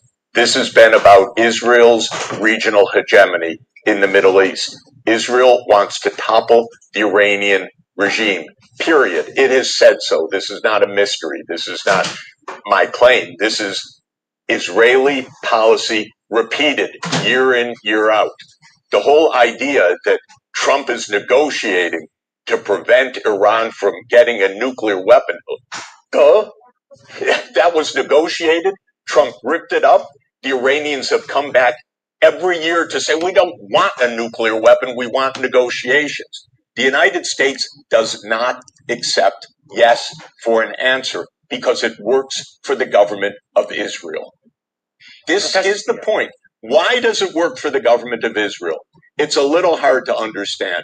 Maybe because it's of Mike Hucklebee's parishioners, because of people who read the Bible and say, okay, that's our foreign policy. That's possible. It may be because of what's in the Epstein files that haven't been released. It may be blackmail. It may be corruption. It may be many other things. But it is not about America's interests. We have no interest whatsoever in going to a war with Iran right now. If there is such a war, it's a war because Israel has told the United States what to do. And that raises a question. Why has the United States done what Israel has told the United States to do for 30 years? And I don't just mean about Iran. I mean across the Middle East.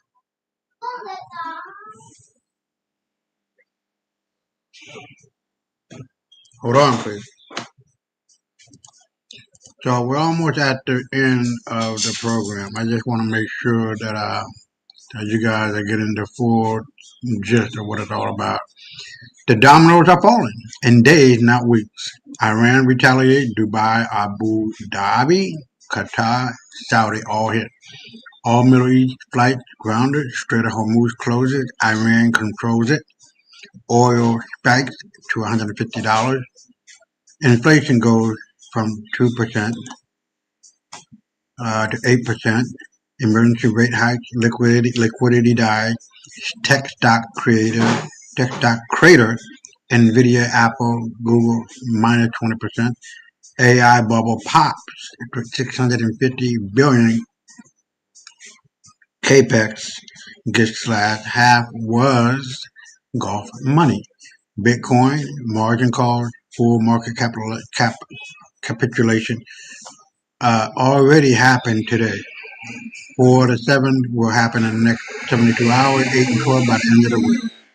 This is not 2020. There is no printer to save you this time. The market crash incoming Monday will be bloodbath. So this is the list of people who were caught. Hold on, let me go back and start that over. So we got Kamala Harris, Elizabeth Warren, Nydia Velasquez, Ilhan Omar, Alexander Cortez, Rashida Tlaib, Quentin Tarantino, Michael Moore, Jerry Nadler, Bernie Sanders, Ilhan Omar arrested, waiting trial. We already did that one. What are you doing? Repeating the same.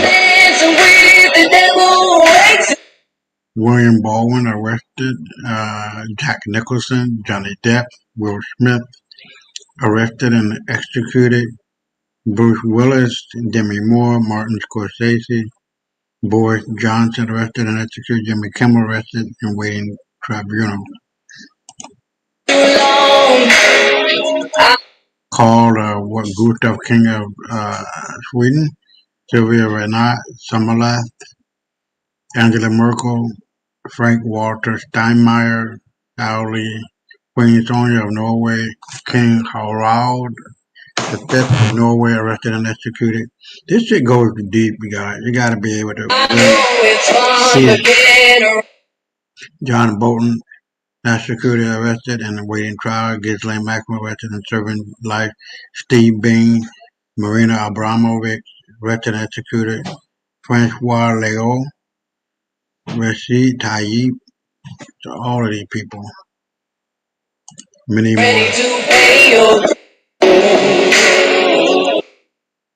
And now Trump declared national emergency orders for shutdown of the entire U.S. market, stock market. Washington AP, President Trump had just invoked the International Emergency Economic Powers Act and ordered the immediate and complete trading halt of the New York Stock Exchange, NASDAQ, and every major U.S. exchange in an emergency national address. Unprecedented threat to the American financial system has been detected. To protect the assets of the American people and our national security, I am ordering the immediate closure of all trading. This is the first time a U.S. president has shut down the entire stock market since 1933. The White House confirmed the market will remain closed until the system is fully stabilized. GME on the Ethereum chain, the one that has never stopped, not even once in history, the time has come. This is it, brothers. Naked Short, Citadel, James Street, Melvin, they're done. The system is breaking. 2026 GME, Moab is officially loading dime in hand only. So, we're at the end of the program. I really appreciate those guys who were here, especially my brother Elias. And it's going to be what it's going to be. And it's going to be hell to pay for those who are on the wrong side of the line. It's going to be a blessing for those who stood firm and fight for justice. Africa is united now. The global south is uniting now. And white supremacy is dead in the fucking water. You white boy is done. I don't give a damn what's going on, what's said, what's not said. The idea and the whole shebang is about you stand on top. You don't belong there. You have totally fucked up. Totally fucked up. And you cannot be trusted with power. That power belongs to the black man and woman. And so for the next 24/7, 365, stay black and always be on point. Thank you for watching.